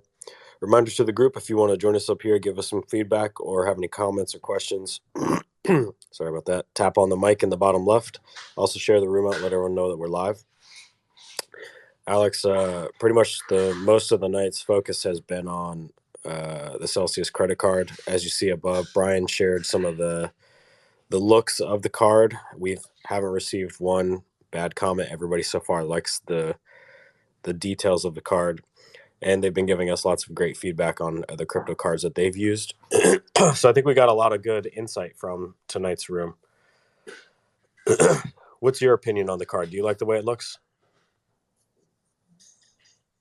Yeah, no, I like the design. I think obviously, hopefully, we'll have it in different colors and maybe in different materials. So I know Brian is working on that, so he can tell us all the details on what's coming.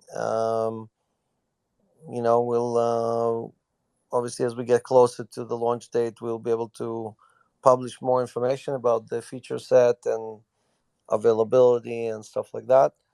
Again, if you haven't signed up, we have a waiting list link on our website. So go ahead and add your name into it, and hopefully you'll be one of the first to get this going. And again, we want to get feedback. So if you have ideas of what the two cards are going to do, like how to best create utility for the community, send it to us, and we'll take a look at it, see if we can implement it. Awesome. Tecmo, welcome up. Hey, what's going on, guys? I just want to first start off with the fact that my 2-year-old really likes Josh, Zach, and Scott's profile photos, but he says Josh is the best. So, and then just one other comment. I'm really looking forward to the card, most like thousands of other people. But I really, as a sort of, I'm kind of a Bitcoin maxi, but I do hold Cell. And one of the main reasons I'm looking forward to the card is hopefully you guys will be able to add the Cell utility of potentially higher rewards or something. That's one of the main things I'm looking forward to. So I'm very close to being silver tier, which I know is not an accomplishment for many people, but it is for me. And I'm anxious and excited to see how that plays into the credit card as well. So just wanted to say that. Yeah, thanks for coming up and giving the feedback. Travis, thanks. You're up next. Yeah, g'day. Love the card. Just a quick sort of suggestion to do with Cell Token or the community, some sort of event. Cell events seem to be quite popular, whether they could be a regular thing, every day of a month or something like that, where if you're a certain token holder, you can get percentage off your ticket or just go and meet up, even like concert ideas or something like that. Yeah, so we do a lot of events. We have meetups almost every month. The few of them posted on our Celsius Network Twitter site. A lot of them are in the US and Europe. And, we do have some ambassadors who also organize like more regional meetups. And Scott can talk to you about, covering that up or helping out over there. But it happens all the time. We are trying to get like platinum users, more of a VIP experience. So we're working on kind of adding that. So thinking in the same direction you mentioned. Yeah, and just to add to that, we are, as Alex said, we are thinking about the different ways we can do that and celebrate with the community. We've started the first step, and the first step is to list the local ambassador meetups. Some of them are virtual, some of them are in person. We started to do that on Celsians.network. So if you go to that site and click on meetups, you'll see ambassador meetups. We're not everywhere yet, but we just started. So give us some time and you'll start to see that populate more. And to what Alex was saying, we are also looking to VIP functions as well. And but no information on that as of yet. Yeah, that's sort of really, really interesting, and what I was sort of touching on. I reckon a cool vibe would be sort of that Fight Club, the movie, and you tie that in with the VIPs and maybe some NFTs. But yeah, I really look forward to it. Thanks. Yeah, thanks for coming up, Travis. Got Aussie Crypto coming up.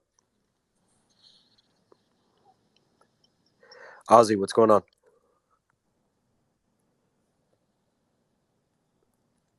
Reagan, if you're speaking, try to unmute yourself. Hey, thanks. Sorry, I've been having some Twitter problems. Just touching back on what Zach said a little while ago about trying to maybe roll out the new credit cards to Platinums first. Historically, unless anyone can prove me wrong that I'm not sure about, each time there's been sort of comments about Platinum getting something first. It never seems to materialize. So I'm wondering what sort of steps might be able to be taken this time around in order to try and have that happen. Cheers.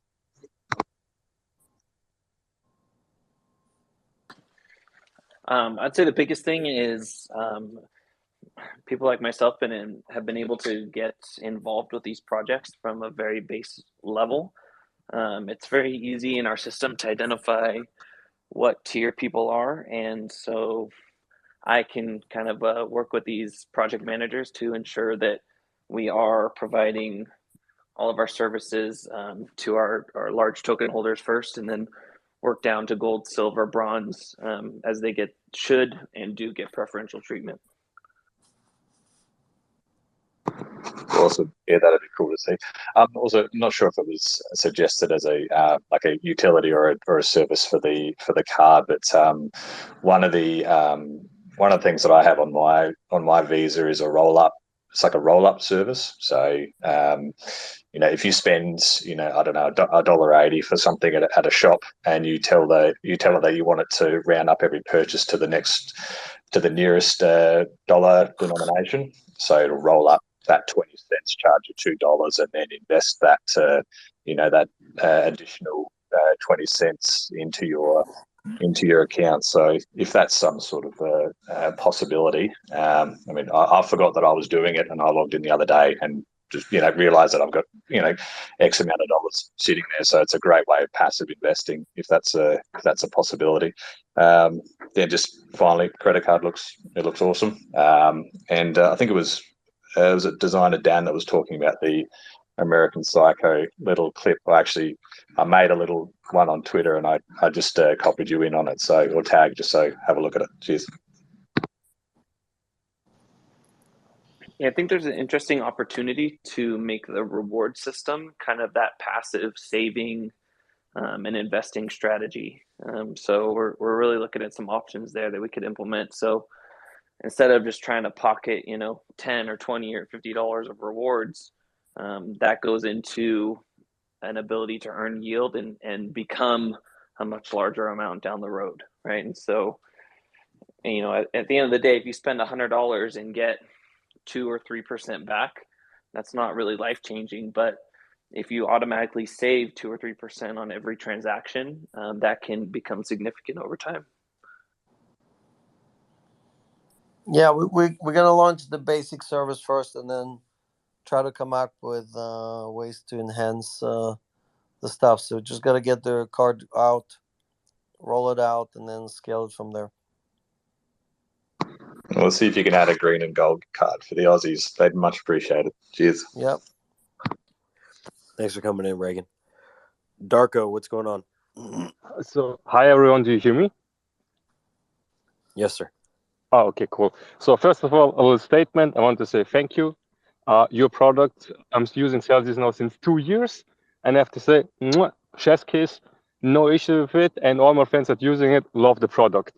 So, little statement there, really, really cool. The other thing that I wanted to ask is this: I'm from Austria, but I'm Serbian, and I have a lot of obviously Serbian family. And one of my friends in Serbia she signed up for Crypto.com and tried to order the debit card, and they don't deliver it to Serbia. So I wanted to ask, because I know that Celsius has like a department in Belgrade, the credit card, is that going to be available in Serbia? Yeah, we don't know all the countries yet.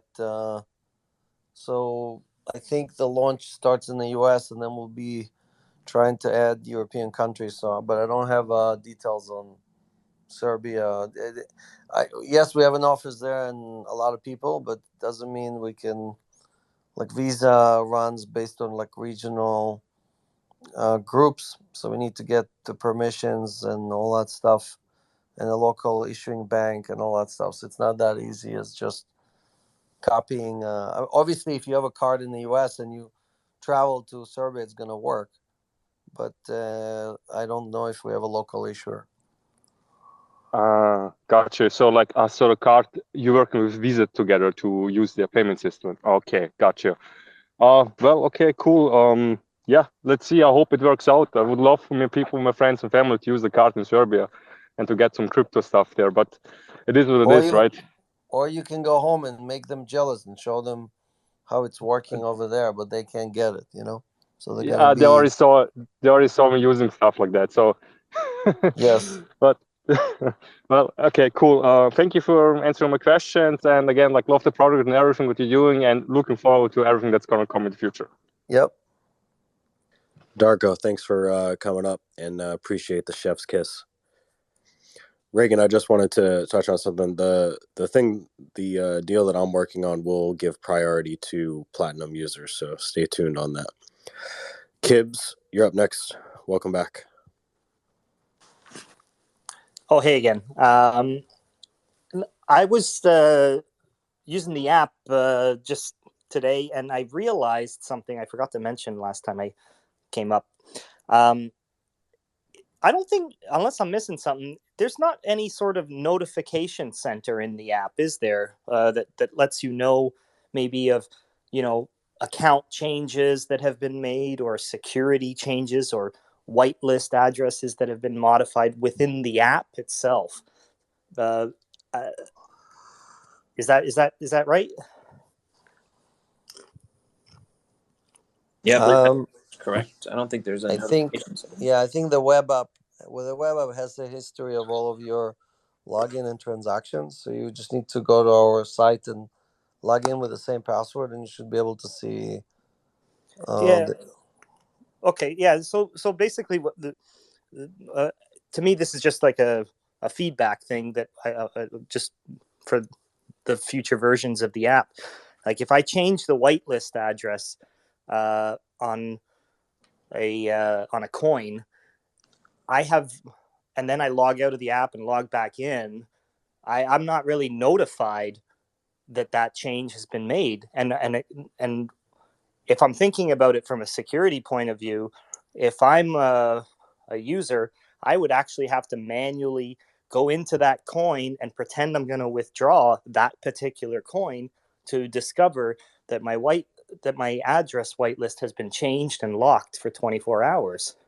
I don't get a notification on the home screen of the app that tells me, hey, just FYI, you've made a change, or you've got 2 security notifications just that would maybe disappear after 24 hours. Just something I think that as a simple feedback that I think would be nice to have, that keeps users informed on what's happening with their account without having to dig through the down and dirty within each section of the app. Yeah, something for our team to look at. Again, I know we're adding enhancements all the time. A lot of the stuff is available on the web app, so if you haven't used it, you should log in and take a look at the. It gives you a log and updates and timestamps and everything else. Sure. Yeah. No, sounds good. Appreciate it. Yep. Thanks for coming back up again, Gibbs. Darko, I see you're back. What's going on? Sorry, I forgot to ask something. So my friend asked me today, I'm a Serbian friend, for questions like this. Is there a group or something to ask? Because I remember there was a Telegram group, but I think it's gone now. Is there a place where you can ask questions like that? Yes, there is. We do have a Telegram group, and we do have a ambassador Telegram group. You can send me a DM, and I will, once I have your contact information, I'll send you the link, and we can get you in that Telegram group. Oh, perfect. Can I send that also then to my friend? Yes, you can. Okay. As many friends as you can. Perfect. Thank you very much. Awesome. Thanks for coming back up, Darko. Guys, if you have any questions, comments, just tap on the mic in the bottom left. Looks like we got someone trying to connect here. Crypto, what's going on? Crypto Surfer, if you're trying to speak, unmute yourself.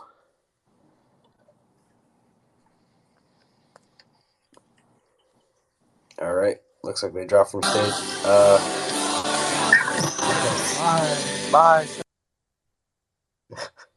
Always good when Jesus comes to stage. Any other questions, comments, or feedback? Feel free to tap on the mic in the bottom left. Also share the room out, let everyone know that we're live. Hey Josh, I just wanted to say to that last person there, if they want to, they can also message me. Just send me a DM and I can give them an invite to the other Telegram group as well. Oh, awesome. Yeah, so make sure you guys are following Plan C if you're not already, and reaching out to him to be a part of his Telegram group. It's a great group. Thank you for that, Plan C. Mr. Cartmill, what's going on? I just wanted to jump on here and really be able to personally thank the creators of that card. It's just amazing. But I think they set the bar high for themselves, because I hope the debit card looks just as good. Not feeling the gray, but the credit card's amazing. But I just wanted to say also today for my meetup, had a business contact me. And I closed the deal on a place to meet. They want me to do meetups at their business in their meeting room as long as I teach crypto. So I'm going to do that. And so that's a good thing. You don't have to rent out the hotel. And I'm already putting it on the radio. So that's good. And then on top of that, I wanted to ask Alex on the condition with the SEC going not just after Celsius, but other companies as well. I know that seems like a move to keep the banks from bleeding customers to crypto, because I know that's exactly what's happening. But do you see this as an acquisition phase for the banks to maybe snap up other crypto companies or get in the game themselves and compete?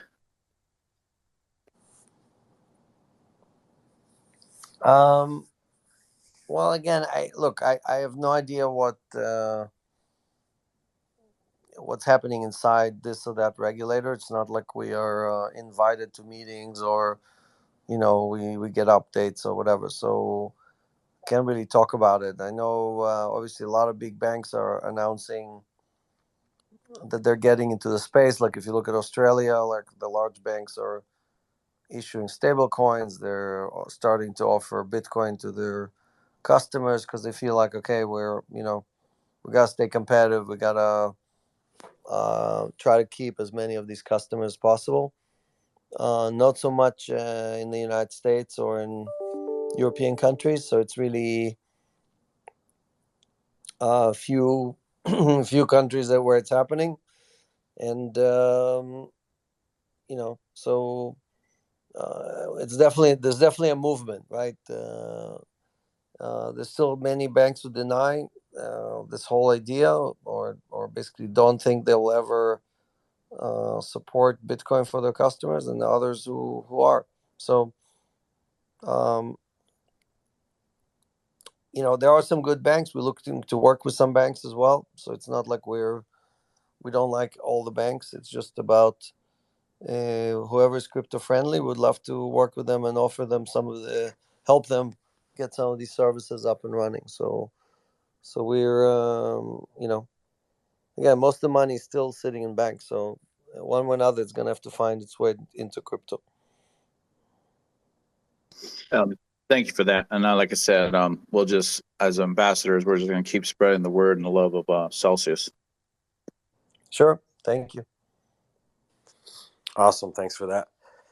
Any other questions, comments, or feedback up here on stage? I wanted to ask Plan C kind of some of the metrics he's been looking at. It baffles me the amount of accumulation and Bitcoin being removed from exchanges and the price being so stable and stagnant. It's like the volatility is just gone for some reason, even though there's volatility everywhere else. Yeah, I mean, there's so many different factors, of course, right now. Just like a lot of people, obviously, with the macro situation and just uncertainty. There's a lot going on in derivatives that I'm not as versed on. As far as I gotta look into more what's going on over there and understand kind of how that's affecting the short-term price action. But yeah, as far as the fundamentals of Bitcoin, I mean, we saw the difficulty put an all-time high in.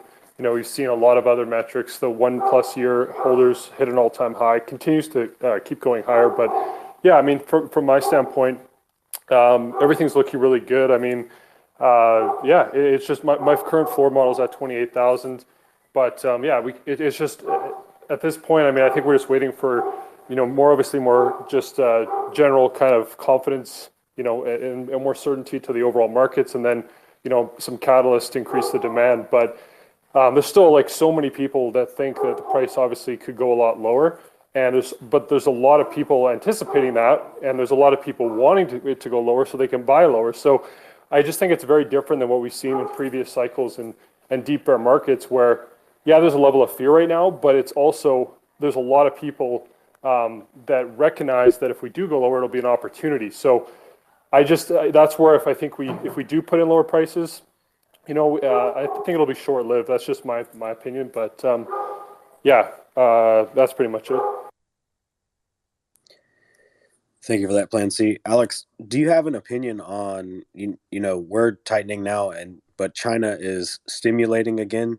Do you think that that'll change the dynamic as far as the Fed is concerned? Do you think that they'll continue to hike interest rates? Or do you think that now China printing is going to change that dynamic? Well, China has its own set of problems. Their economy is in a different kind of part of the cycle compared to the United States. We're not comparing apples to apples, right? So they have like a housing contraction.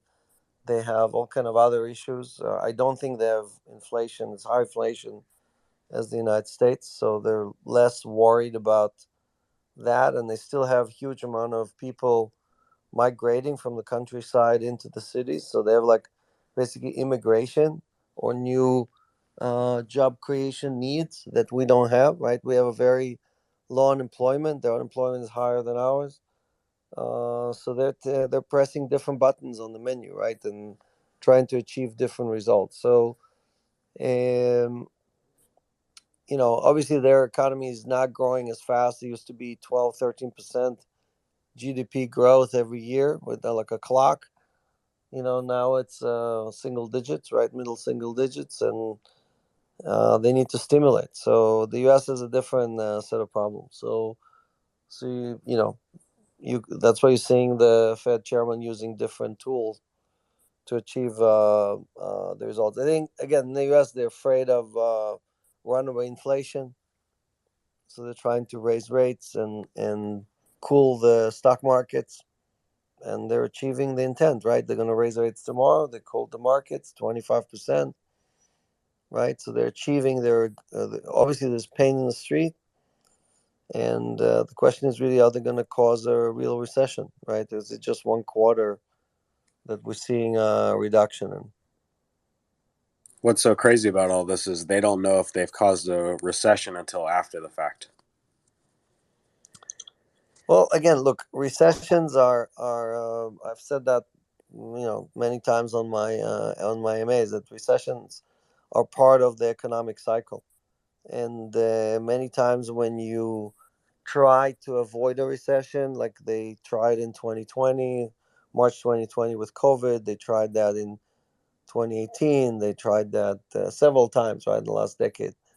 When you try to avoid it, all you're doing is you're making a bigger recession down the line because you're not clearing the cycle. You're not clearing all the underperforming companies. You're not getting rid of all the dead weight. You're not allowing the economy to take non-performing assets and put them, or non-performing capital, and redeploy it into areas where it can actually do some good. You're leaving a lot of zombie companies alive, right? So we've seen that really, as bad in 2000 as possible. All these companies that could raise almost unlimited amount of money either in the debt markets or through this, government programs are still here, right? Most of them are still here. So all the employees, all the capital is now migrating into more productive ways in the economy, and that just hurts the United States long term, makes us less competitive. So allowing the economic cycle to take hold, which means that yes, you're going to have a recession every 7 to 10 years, is part of the economic cycle. It's part of what should be happening. What's going on?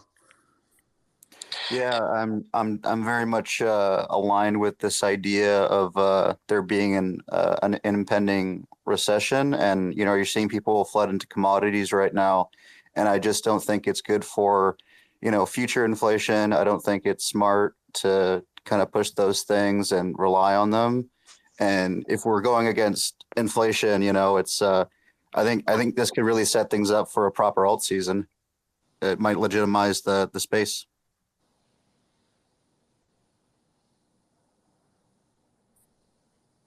What do you think, Clancy, about people moving over from commodities to something like the alt space?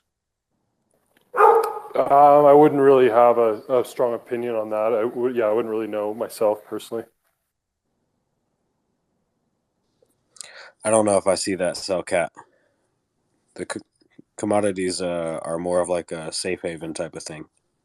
Yeah, but when the I just mean when you push up inflation from what you're doing, right? And you're trying to be smart by, okay, we're holding this, and let's just chill. There's no chill here, right? And I think we need a new replacement for tech stocks. Well, there's definitely a rotation right now. I mean, that's why you're seeing like ARC and other indexes down, whatever, 70% or more. So there's a rotation from risk on or tech stocks into many risk off assets. And, again, the market needs to calm down and kind of absorb all of these raises, or at least see when the Fed is going to stop or pause. And until then, it's going to be very volatile, right? So I mentioned on my MA a few weeks ago that I've sold pretty much all my stocks. I mean, there might be some stuff in the 401k or whatever, but I sold tens of millions of dollars worth of stocks, right? So because I wasn't comfortable that I wanted to fight the Fed, and if they're willing to destroy value because they're fighting inflation, then don't be in their way, right?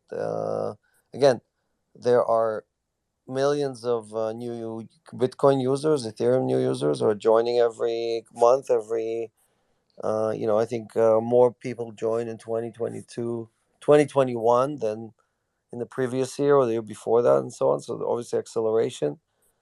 None of that is happening in the securities market. You're seeing people either moving into cash. That's why dollar is the highest it's been in 20 years. And again, you watch my Kitco interviews. So from January and February, I keep talking about how the dollar is going to get much stronger and how people are going to move out of stocks. So we're seeing that rotation. Some of that is also going into other stocks, like again, defensive stocks or recession-proof stocks. And some of it is coming into Bitcoin and Ethereum. And part of it is why, at least in the last few days, we're seeing Bitcoin being more resilient than the market, right? It's not going as down as much as the market is. Absolutely agree. DeFi Maximalist, welcome up. Hey guys. Sorry, I'm a little late to this, but just based off the title, like I'm just wondering, does anyone know where Charlie Munger's money will go when he passes away? I mean, that might sound mean, but he's like 95, and I'm just curious because, that's one thing. Once this older generation passes and all their kids are getting this money, that bodes well for crypto.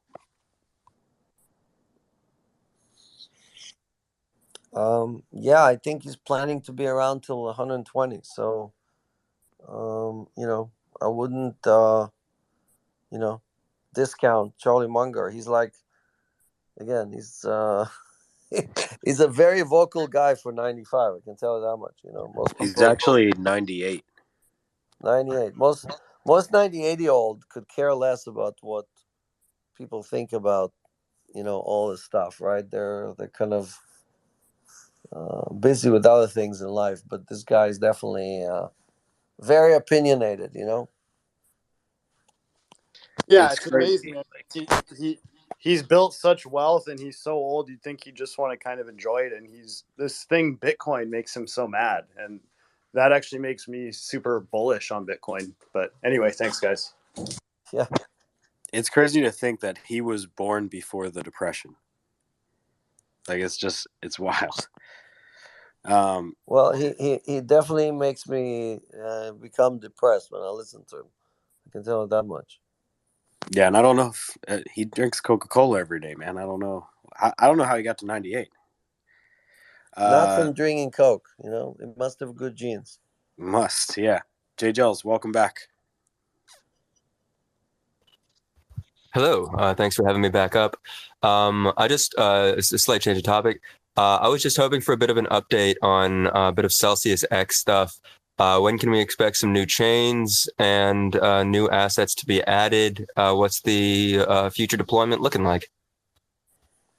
Yes, I spent a few hours today with our Celsius X team, actually, and looked at the roadmap and some of the stuff. So definitely very excited about the new stuff they're working on. And the team is now 9 strong. So they have a lot of people that they can execute on. They're also partnering with GK8 on a few things. So you guys are going to see some new stuff coming out.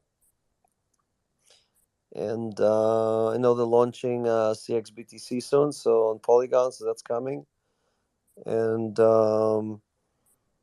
we need more ideas. We need ideas about where we can create yield opportunities, like what makes sense. And the team is ready to execute. So, what different again DeFi AMMs or bridges we should be on, or what type of assets we should be offering. And we want to add more users, right? So for us, we got to make the existing projects successful before we kind of launch the next few. So it's all about okay, how do we get more volume on QuickSwap? How do we get more people using the existing products that we created? How do we get broader adoption? So anything you can help with that, or ideas you guys have about that, let's get them to the Celsius X team.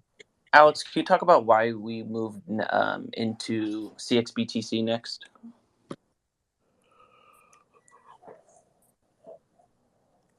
Sure. It's, obviously it's a very popular asset, right? I mean, you look at WBTC and it there's a need, right? Because Bitcoin is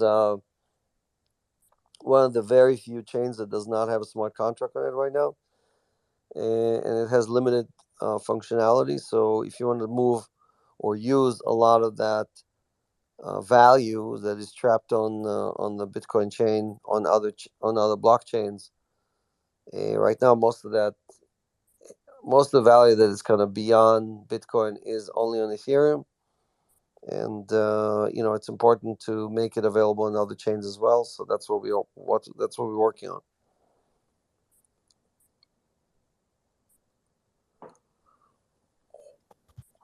Cool. That's great to hear a little bit of an update. It's interesting to hear that you're looking for some more ideas to get some more adoption going over on Polygon and QuickSwap. I'm sure the Celsius Investors Chat and some other community-led initiatives will put their heads together. It was also really great having Josh Cho come on, I think it was a couple weeks ago now, where he was talking about the potential for integrating Cell into a governance voting rights mechanism for Celsius X and the specific initiatives that it initiates in.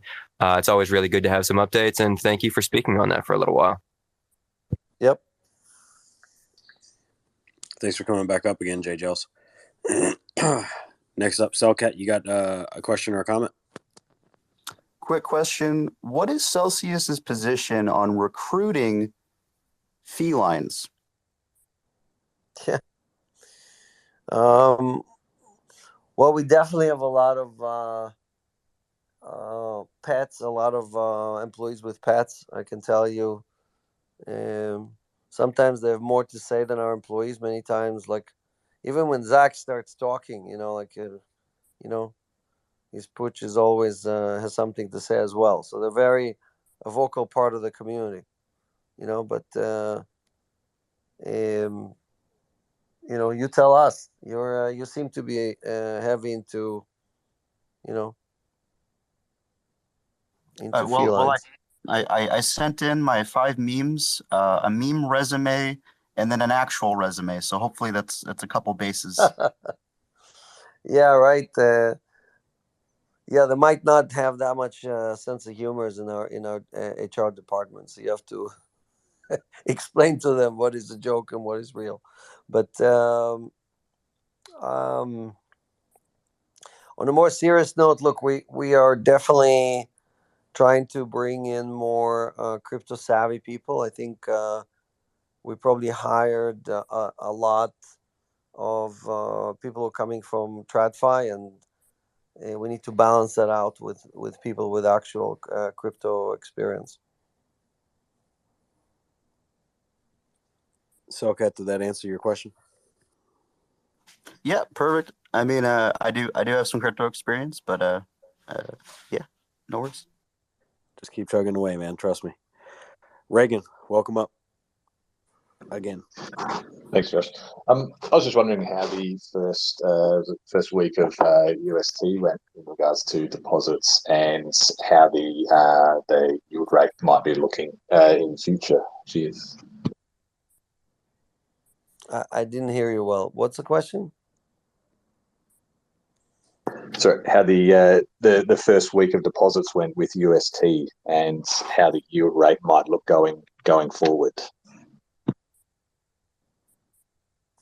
Yeah, I don't have an exact number, but I know it's we had several $1 million of inbound, and we're definitely going to expand on USD, so offer a few more things.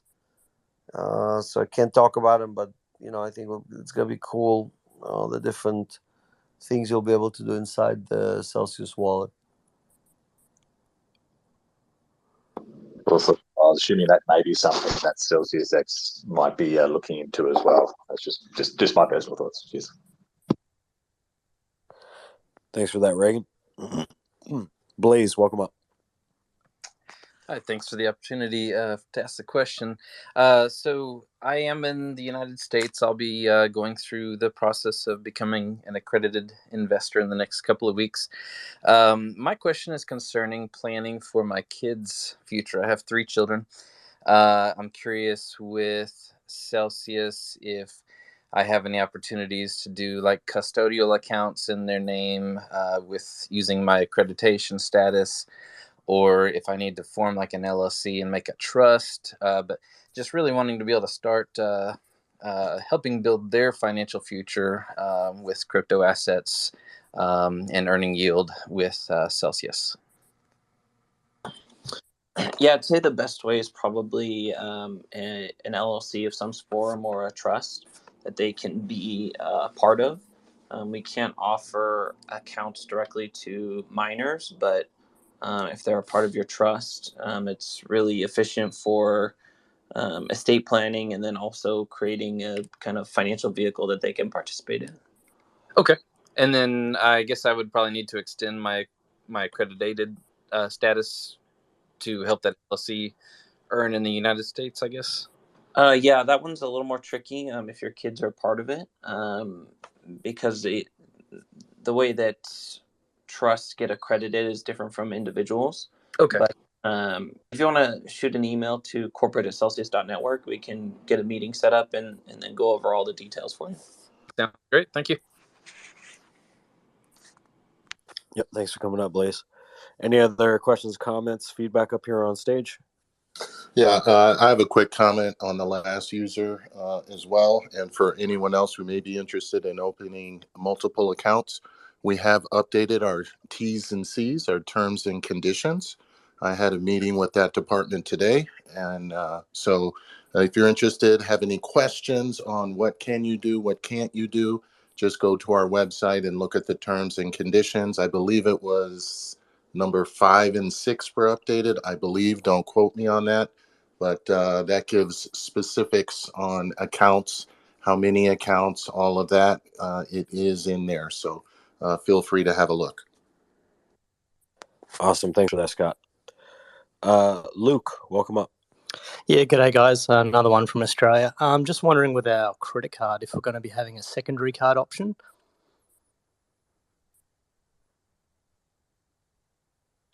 What do you mean by secondary card option? So basically, my partner would be able to have a credit card off my account like you can do with most credit cards. I don't know about that. Okay, no worries. That's all I had for today. Thanks. Yeah, thanks for coming up, Luke.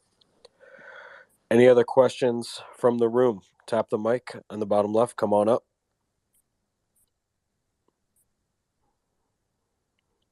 Hey, Tecmo, welcome back. Hey, yeah, I think what he was referring to is authorized users. So that's definitely a feature I would like to see as well on the credit card, just so I can say get a second one easily, and just give it to my wife and say, hey, use this. Are you sure you want to do that? Yeah. That's a terrible idea. Well, she's already using a card that's worse, so it's just an upgrade in that respect. Nice one. Any other questions, comments, feedback up here on stage? No, just wanted to say that because I, it's one feature that I would love to see. I know it's probably like, that's a down the road type thing, but I just wanted to share that. I mean, we're going to offer like a basic standard credit card. So it should come with all the bells and whistles that most issuers approve. So I assume that having a second or third card should not be a problem. But we'll check in. We'll look into it. Appreciate it. Yeah, I mean, I know like it's like BlockFi doesn't have that yet. I don't know if any of the other ones do. And those are all kind of standard credit cards as well. So I don't know what the issue is and why that's a normal thing for normal credit cards and not so much for others. But it doesn't seem like it would be a heavy lift. But I honestly don't know, so I can't pretend to know that whether or not that is. So thanks for coming up again, Tecmo. Alex, welcome up. Hey, thank you, Josh, and I hope you feel better. I can tell you're congested, aren't you? Yeah, allergies, man. Oh, bummer. Yeah, my daughter gets those too. Sorry to hear that. Alex, question I have is I'm in the U.S. and I'm grandfather into the wonderful world of yield that I'm still receiving. But I have noticed in the last few weeks that the yield has been dropping, the APY across the board. And I notice others are doing it as well. But I'm just curious, is it due to institutional demand for us lending the coins decreasing, or is it the temperature because of regulations increasing? What are your thoughts on that? Thank you. Yeah, so it's a combination of many things. Again, when markets move sideways instead of up or down, there's less volatility and then there's less yield, right? Also, over time, yield opportunities kind of decay. You're seeing across the board, it's not just Celsius, across the board, almost everybody is lowering yields or cutting programs or terminating things or whatever because nothing lasts forever, right? So for us to increase yield, we have to find new opportunities or new deployments, and sometimes we have to wait because of security. Sometimes, like we're waiting, for example, now on mining, we're waiting on just electrical power, right? We're waiting on permits and all kind of other things. So all these things, we have delays after delays after delays, right? And it's very frustrating. But so all these things are basically preventing us from earning more yield. And if you're not earning more, normally you have more and more users. Every day we get hundreds of new users, right? And they're adding more and more assets. So everybody's earning a little bit less every day that we're not creating new opportunities. That's just how it works, right? So again, almost 900 people are doing their best to come up with new yield opportunities, but it's a fight. It's like the waves hitting against you all day long, right? It's you're trying to make some progress and they're pushing you back. So that's what our daily tasks are. Got it. Thank you, Alex. Yeah, thanks for coming up, Alex. Celturian, what's going on? Hey, Josh. Get a gallon of OJ in you, mate. You sound stuffy. We'll work on that. A couple of questions for Alex. I'm just wondering, is MoldApp still a Celsius partner? That's number one. Which one? Mold. They did a Bitcoin jar where you provided yield for the Bitcoin jar. I'm just wondering if they're still a partner. I don't remember what happened there. I think they launched and then they decided to either terminate or not offer it anymore because of some restrictions they had in the UK, but I don't know the details. I don't remember what happened there. Is that service still live or? I only asked because they released an update today where they will be doing Bitcoin cashback on online purchases for 100 different stores in the UK. So it's more like Lolly, if you know of Lolly. Yeah. So yeah, that was that question. And basically, can we have an update on the UK registrations, if that's okay, if you've got anything new for us? Thank you very much, sir.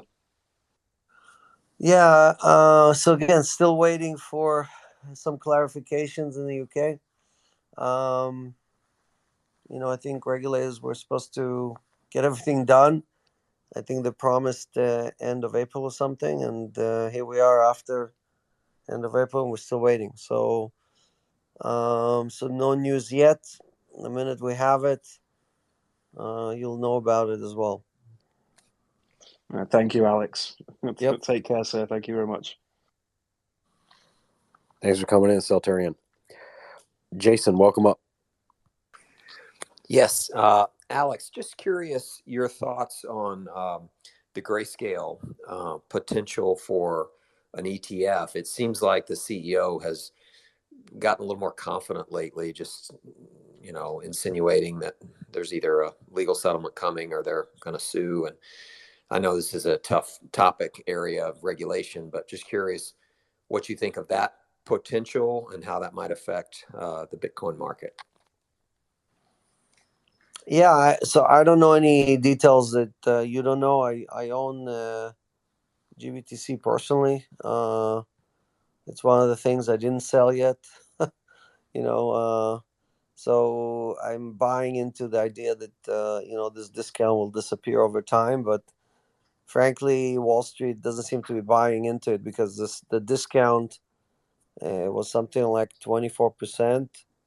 So definitely not. I'm just checking to see if it shrunk. No, it's 26.6% right now. So obviously Wall Street is not agreeing that anytime soon the SEC will be approving an ETF. Otherwise, this discount on the GBTC, you can find it on White Chart or other places, would have been shrinking, right? If more and more people would be buying it, the discount would be shrinking. So I understand that the Grayscale team is frustrated and they're talking about lawsuits or whatever, but I just don't see the SEC in a hurry to issue, a Bitcoin based ETF. So unfortunately, right. In the meantime, they are collecting 2% fee every year. So that's hundreds of millions of dollars in fees that they're collecting. And just along those lines, I know the Fidelity news was, I thought, really big, opening their 401k plans up to own 20% crypto. I think GBTC was the vehicle. But it's been a tough market, but I was just surprised that there wasn't a bigger market reaction to that news. Don't you think that's pretty significant? Yeah, no, I think the Fidelity news is huge, and it just needs to start. Fidelity is the largest 401k provider in the US, so that's definitely big news. Again, unlike the stock market and unlike many other markets where most of the capital is already slushing around, here this is all new capital getting into Bitcoin. But there's no much more new Bitcoin being made, right? The amount of new Bitcoin being made is flat. Whatever. I think it's like something like less than 2% inflation per year. So as long as we can create demand of more than 2% a year, we should see prices going up, right? So I definitely think all these things are very substantial. The question is just when did Fidelity give us a date or not yet? Like when are they actually launching this? I heard that it was in the fall, like a September timeframe. Right. So I think you'll see price movement around that period of time because that's when the buying pressure is actually going to show up. So right now, markets are finicky. When it's a downturn, good news doesn't do anything, but bad news drives things down. When the markets are giddy, bad news doesn't do anything, but good news drives everything up, right? So we are kind of going through the finicky side to the downside, right? Unfortunately, and that's really a great indicator to tell you when markets are turned. When you watch the news and you see that things are moving despite of bad news are going up or despite of good news are going down, that usually tells you where markets are. Yeah, that's a good what point. to expect.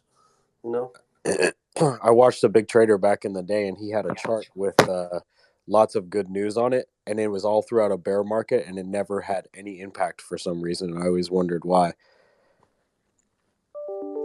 That's great. Hey, thanks, Alex. Yeah. So the reason is that unfortunately, again, in down markets. Traders would use a tick up or a small increases in price to sell into them, right? Because they're trying to exit their positions. And that's what you're seeing right now. Right now, when the market's trying to go up, the stock market or the Bitcoin market, you'll see sellers lean in on it, and that's why these things don't go up. But when there's bad news, obviously people rush into selling. So the behavior is just explaining the overall momentum or the overall intent of the majority of the market, right? It's just, again, like Warren Buffett says, short term it's a voting machine, and long term it's a weighing machine, right? So right now we have a lot of voting going on. I like Bitcoin, I don't like Bitcoin, I'm selling, I'm buying, and so on. Yeah, good point. Jason, thanks for coming up. And Crypto Guy, welcome back up on stage. Hey, thanks. I got two questions for Alex. So a couple interesting things. So James from Invest Answers tonight put out a video that was kind of talking about how the United States government, if the interest rate keeps increasing, how much interest how much they're going to have to pay for the debt. And then also Real Vision put out a video May 2nd, masterclass, kind of talking about the macroeconomics and looking at that. Basically, they believe that they're going to do the rate increase tomorrow, and then basically as we get into early summer, that they're basically going to go into a dovish stance because they believe that the bond market has already done what the Fed was trying to do in terms of bringing up the interest rates. So, Alex, just from your experience, do you feel that we may be looking at going into a dovish set, say like maybe June, July kind of time frame?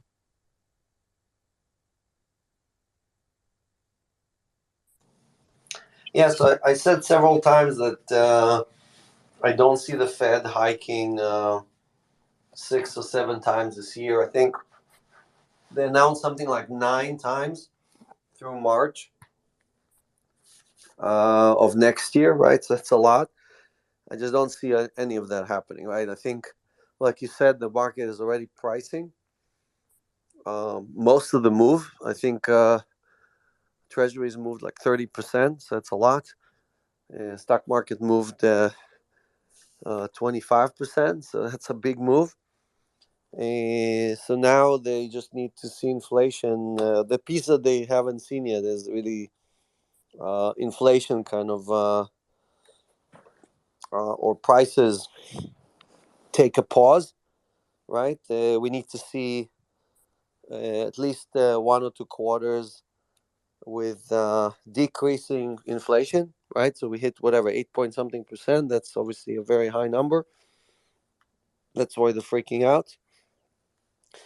But frankly, I don't think they know what they're doing, unfortunately. So it's not that you have like a pilot who've landed this plane several times before under these weather conditions. This is we're going through a storm that none of these people who are flying this plane have experienced before, and unfortunately, they're all promising us soft landing. Right? You hear the Fed talking about soft landing, but it's going to be very rough weather, and we have lightning, and we have all kind of unexpected phenomena going on, and passengers are getting anxious. Some of them are jumping out of the windows. They don't want to wait. They're nervous, right? Selling everything. So, at some point, the plane is going to get light enough, and the Fed is going to say, you know what? We don't need to land at all. We're doing just fine. Let's just keep flying. So let's hope that later this year, after they've done 4 or 5 raises, I expect at least 4 or 5. And when they got to that 2.5% to 3% rate, I think hopefully they'll pause and markets will recover. But it's going to take a few months. Gotcha. And then final question, with that in mind, do you still stand by your stance back in February where you said you believe that Bitcoin had hit the bottom, because it hasn't traded back down since then? Do you still believe that, or do you think we're in for another downturn for Bitcoin to go down into the 20s? Look, you're gonna need a real shock for it to go down to that level. Like something really, really bad has to happen.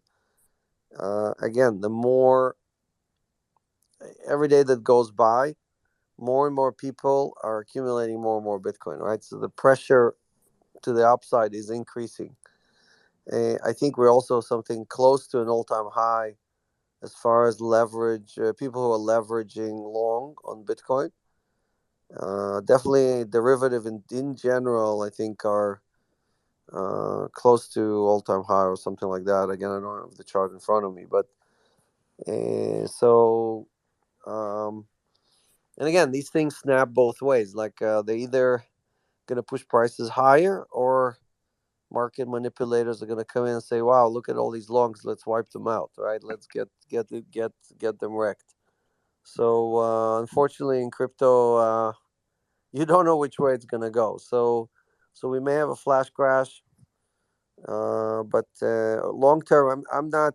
I can't predict what's going to happen this week or next week, right? I'm just telling you, long term, all indicators are still pointing to much higher prices. And again, each time a country overseas is going through these stress, like I just saw Argentina, something like almost half of the population is holding crypto. Or Turkey, like 40 something percent of the population, right?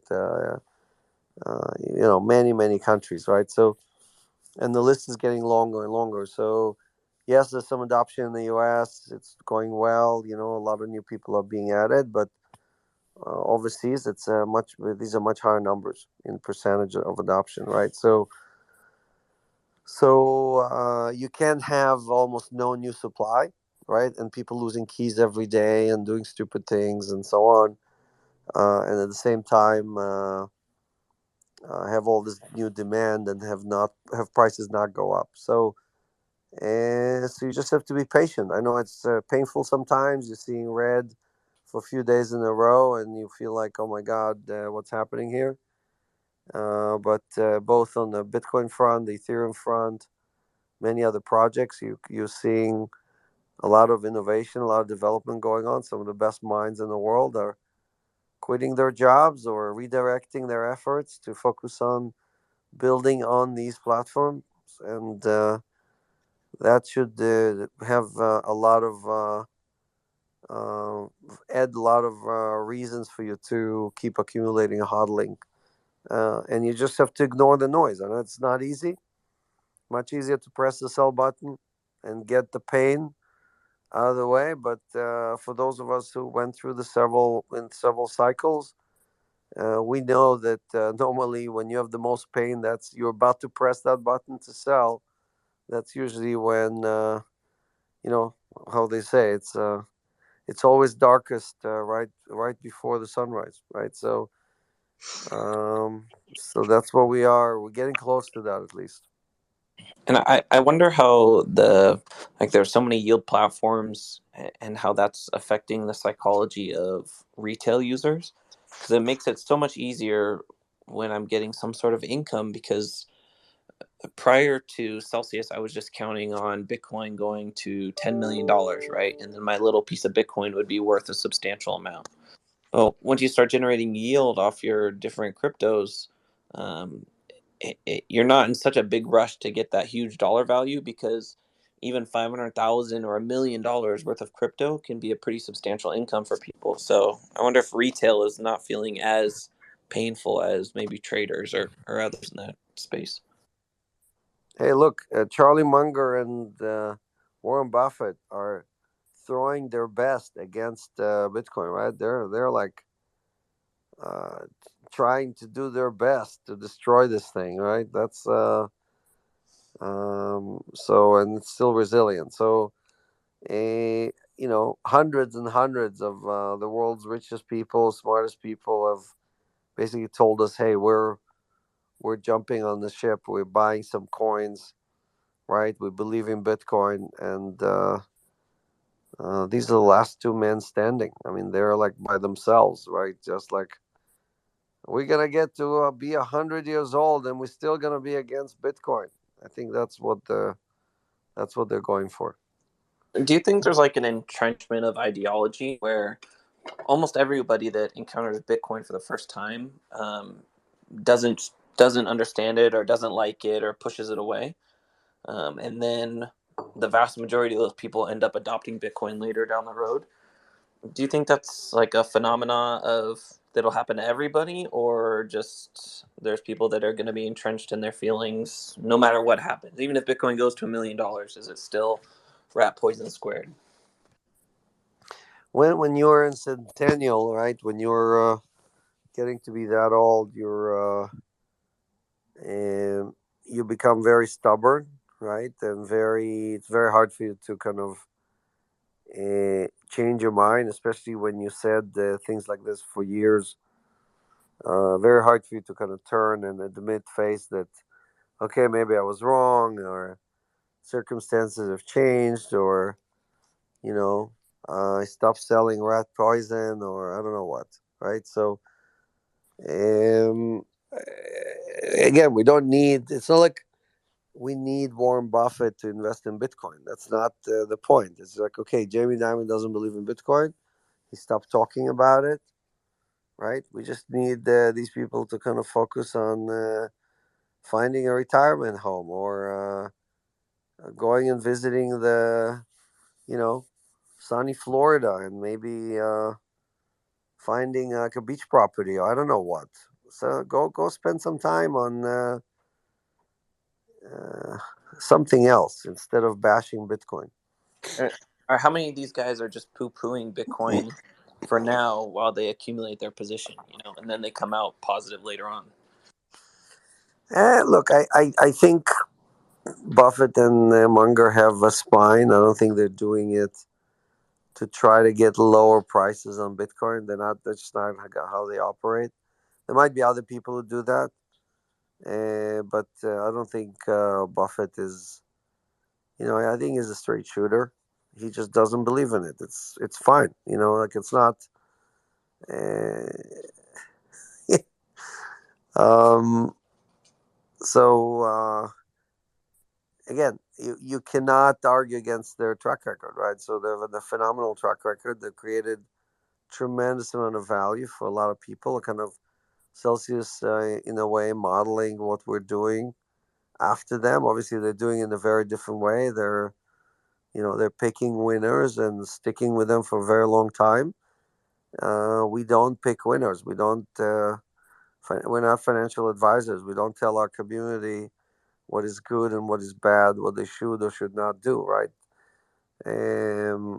We just try to huddle together and earn as much as possible and keep it safe, and basically enable the tech necessary for everybody to win together. So we are more about finding like-minded people who get together and through this community effort uh, win together. Where Buffett is really like qualifies very well. He's a definition of the Howey test, where you rely on the efforts of others to get rich, right? You're relying on the efforts of Warren Buffett to pick the right stocks and decide when to buy them and when to sell them.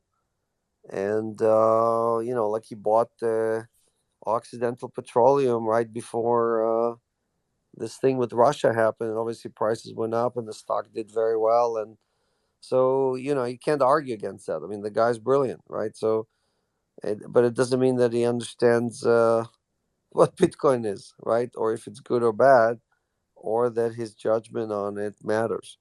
So, um, again, he freely admits that he's not a techie, right? He did not make the Apple investment. It's his two fund managers who bought Apple again and again, and now Apple is like a huge portion of the Berkshire Hathaway holdings. So, those guys may one day decide to buy Bitcoin. And it might be even against what he thinks, but they run their own book and they have to make their own decisions. So, um, they bought Apple, right, and they were right buying it several times. So, again, I rather have us focus on what we can manage, what we can achieve. Things like um, again, growing the community, trying to achieve more yield, right? Keeping each other honest, giving, sharing knowledge that we accumulated, and best practices, right? And that's what's going to get us to that financial freedom that we're all trying to achieve. Otis, welcome up on stage. What's going on? Not too much. Just have two questions, really. How are you, Josh? Doing good. Yeah, Alex, what do you think about Do Kwon back in UST with Bitcoin? And do you have any idea when people are going to be risk on again as opposed to risk off because of what's going on in Ukraine? Yeah, I think Do Kwon got that advice from Warren Buffett, right? No, I'm just kidding. The look, he he's obviously making the right move. Where it's Terra is doing very well, and while it's going up, it's in his best interest to kind of rebalance the portfolio, have more Bitcoin on the balance sheet, or a better mix of between Terra and Bitcoin. So buying Bitcoin is good for him, and it's good for Bitcoin, right? So I haven't looked. I know people were tracking that wallet. I haven't looked. Is he still buying pretty much the same amount every day, or is it changing? Does I don't anyone know the know? answer. I don't know the answer. Yeah. So that was a lot of money. I think he was buying like something like $125 million worth every day, or something like that. So that would put a lot of positive momentum on Bitcoin, right? Especially if he keeps doing it. But I don't think he had enough money to just do this forever. I know he wanted 10 billion, but I think they kind of stopped at 3 or 3.5. So again, if there's no buying, then we're probably gonna go sideways a little bit. But what was the second question? It was about risk. Everyone seems to be risk off right now, meaning, we haven't seen Bitcoin basically sideways between, I don't know, 37 and 40,000, for a long time, for this extended period of time. And everybody just seems to be, waiting on the sidelines, risk off. Any idea when there's going to be risk on again? And they're waiting on the sidelines, basically, based on what's going on in Ukraine. Well, if everybody was on the sidelines not buying, Bitcoin would be at 20,000 already, right? So obviously there are people buying, but there's also people selling. So we are seeing from the stats that the whales are accumulating, and the question is just who's selling. Is it miners? Is it institutions? Is it retail? Is it people who bought at higher prices who just don't have diamond hands, right? I mean, so there's a lot of stats on Glassnode and other places where you can dig into all of that. But the patterns are pretty consistent, right? I mean, we're definitely seeing continued withdrawal from exchanges. So again, that's whales who, when they buy, they just remove the coins. They don't want the coins on the exchange, which is great news because that means they're not going to be selling anytime soon. If you're buying and you want to trade it, you would leave it on exchange. You're not going to be just taking it off and putting it in some cold storage wallet or moving it to Celsius to earn yield. So I don't think, yes, there are obviously some people are sitting on the sideline, like you're saying, but there's definitely a lot of people still in the market, right? The volumes are down, but they're still there.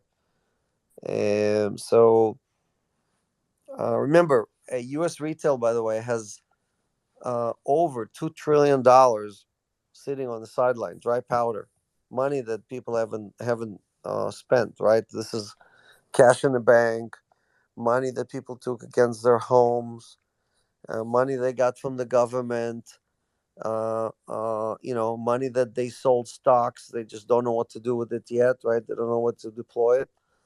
2 trillion with a T.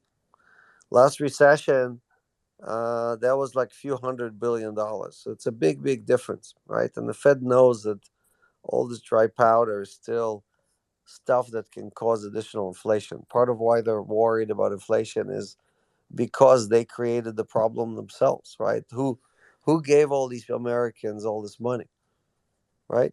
The Fed. So they caused the disease, and now they're trying to give us the medicine, right? And again, this airplane is definitely hitting some real turbulence, and the pilots are sweating. It's like um, not a good situation. So we're stuck on the plane. There's no getting off the plane right now. We're all in it together. And if there's a better pilot in the house, let us know. Just like they're saying, is there a doctor in the house? So here's me screaming, is there a pilot in the house? Can somebody come and help us navigate through these rough times? So no soft landing? I don't believe in the soft landing here. Look, it may happen. Again, Powell is a very smart guy. Obviously, is great pedigree, but these are conditions that haven't existed in a very long time, right? So I'm not sure you can just pull up like a playbook from whatever 10 or 20 years ago, or even Volker's playbook, and think that it's just going to work, right? The flight manual doesn't have instructions for what we're going through right now. A lot of these things have Thanks. knock-on effects too. Sorry, Otis, go ahead. No, I was just saying thank you. Yep. Thanks for coming up, Otis. I was saying a lot of these things have knock-on effects too. I think I've heard people saying like the next thing we have to worry about is we're gonna have food issues because of the war in Ukraine. I don't know if that would cause inflation or not, but the Jerome Powell is like worth north of $100 million. What do you think is like? Why is he still doing this? Why is he still in the fight? And then Plancy, I'll get to you. I'll Yeah. get to you next. So the U.S. is a net exporter of energy and a net exporter of food. We feed the world, right? I mean, we don't import food. We have excess wheat. We have excess almost everything, right? Soybeans, excess meat, excess everything, right? We're still the richest country in the world, and we produce a lot of the kind of the basics, and we do that very well. Again, energy, we're net exporter of energy, so you're not going to have any food shortages here. If anything, all of us should cut our, all these giant plates that we serve here in America. Every restaurant is giving you enough food for 3 people when you order for yourself, right? So actually cutting the size of the orders would be great. I could immediately lose some weight by just getting smaller portions, like they have in Europe. So I don't think you're gonna have any food shortages here. Yes, there are food shortages in caused because the Ukraine is no longer exporting wheat and other things, but that's the countries affected are like Turkey and Egypt and India. People that are used to buy wheat or other food products from either Russia or the Ukraine. So I don't see that being impacted. As to why would somebody with $100 million or more do that job? Is that question to me or to Jerome Powell? Like the point is that when you love what you do, you're not really working, right?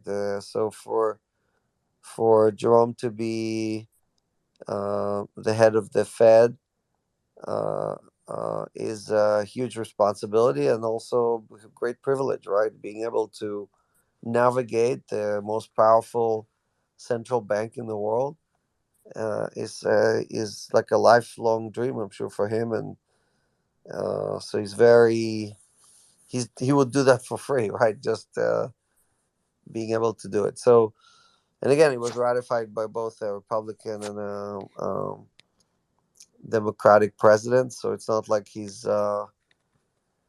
doing a horrible job or anything. And in no way do I mean like it's not like I could just take over for him and somehow immediately land the plane in a soft landing. That's not what I meant to say. I'm just saying that you know the Fed has caused the rough air, and the Fed's gonna have a hard time landing this plane through this rough weather. So they waited too long. They allowed the markets to heat up too much. Larry Summers, other people were telling them, preaching at them, saying, "Hey, you need to take action. You need to take action." All of last year, and they just decided that everything was wonderful and inflation is not going to be here. And then they decided inflation is transitory and this and that and so on. They basically didn't listen to anybody because they were too accommodative. So here we are, living with the consequences. So again, the U.S. is still the most powerful country in the world. Again, the dollar is getting stronger. These are huge things, pillars that the Fed can still rely on. So all the other stuff, all the negatives are, there is stuff on the other side of this um, scale. It's not like the other one side is empty and one side has like a lot of dead weight. So, so we'll see. It's gonna take a few more quarters. We'll see what the numbers look like, and then we can make a decision. All right, guys. It's been a great night. I'm gonna call it a night, and thanks again for joining. And hopefully, we got to have this conversation, and we all learned something from each other. Again, call for action. The only way we can provide these things is to grow the community. The only thing we're asking from you guys, if you enjoy the service, if you're getting what you need out of Celsius, we need you to tell others. Again, there's a referral code and a easy way to refer people right in your app. Just swipe on the main menu right when you open the app. Swipe to the right, left to right. You'll see a menu, and go to your referral code. Share it with others. Let people know that you like our service and invite them to come and try it out themselves. Again, we have a lot of services besides yield, swaps and on ramps and credit card coming and many, many other things that people use every day. Obviously, loans, right, and other things. So take advantage of all of them. I guarantee you're not going to find better combination of services on any other platform in crypto, right? That's why we call it your home for crypto. And again, we invite you to take advantage of all these things. We build it for the community, and company is doing very well, but we always need more people to join us. So have a great night, and again, thanks Josh and Zach and Scott and everybody else who's here. I see a few other Celsians on the call. And I'll see you guys on Friday, MA. Take care. Good night, Alex. All right, guys. If you're not already following myself, Zach, and Scott, please do, as we open these rooms up for you as frequently as we can. South Texan and Celsius Bro do it throughout the week as well. And hopefully you got something out of this. Stay tuned for the next one. A little bit of an update here on this week's AMA. We will be having Paul Barron on with us. So if you guys are a fan of the Paul Barron Network, stay tuned. We should have a great show. Plan C, did you have a comment before we had to go? Yeah, just quickly to Otis's point about like who's selling and I just wanted to quickly add some stats for him. So right now the majority of the sell pressure is coming from people that have held for 5 months to 1 year.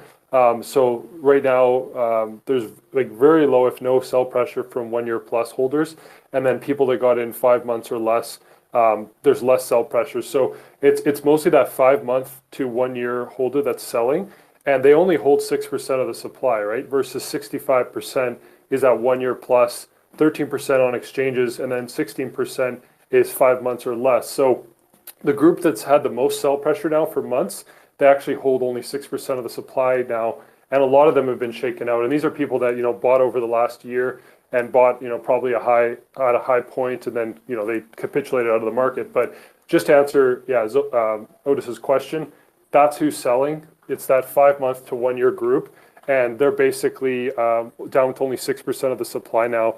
And of course, there's a lot of people in that group that won't sell, that'll graduate to that 1 year plus, which we're seeing almost no selling from. So just wanted to add that to his point. Thank you so much, Clancy.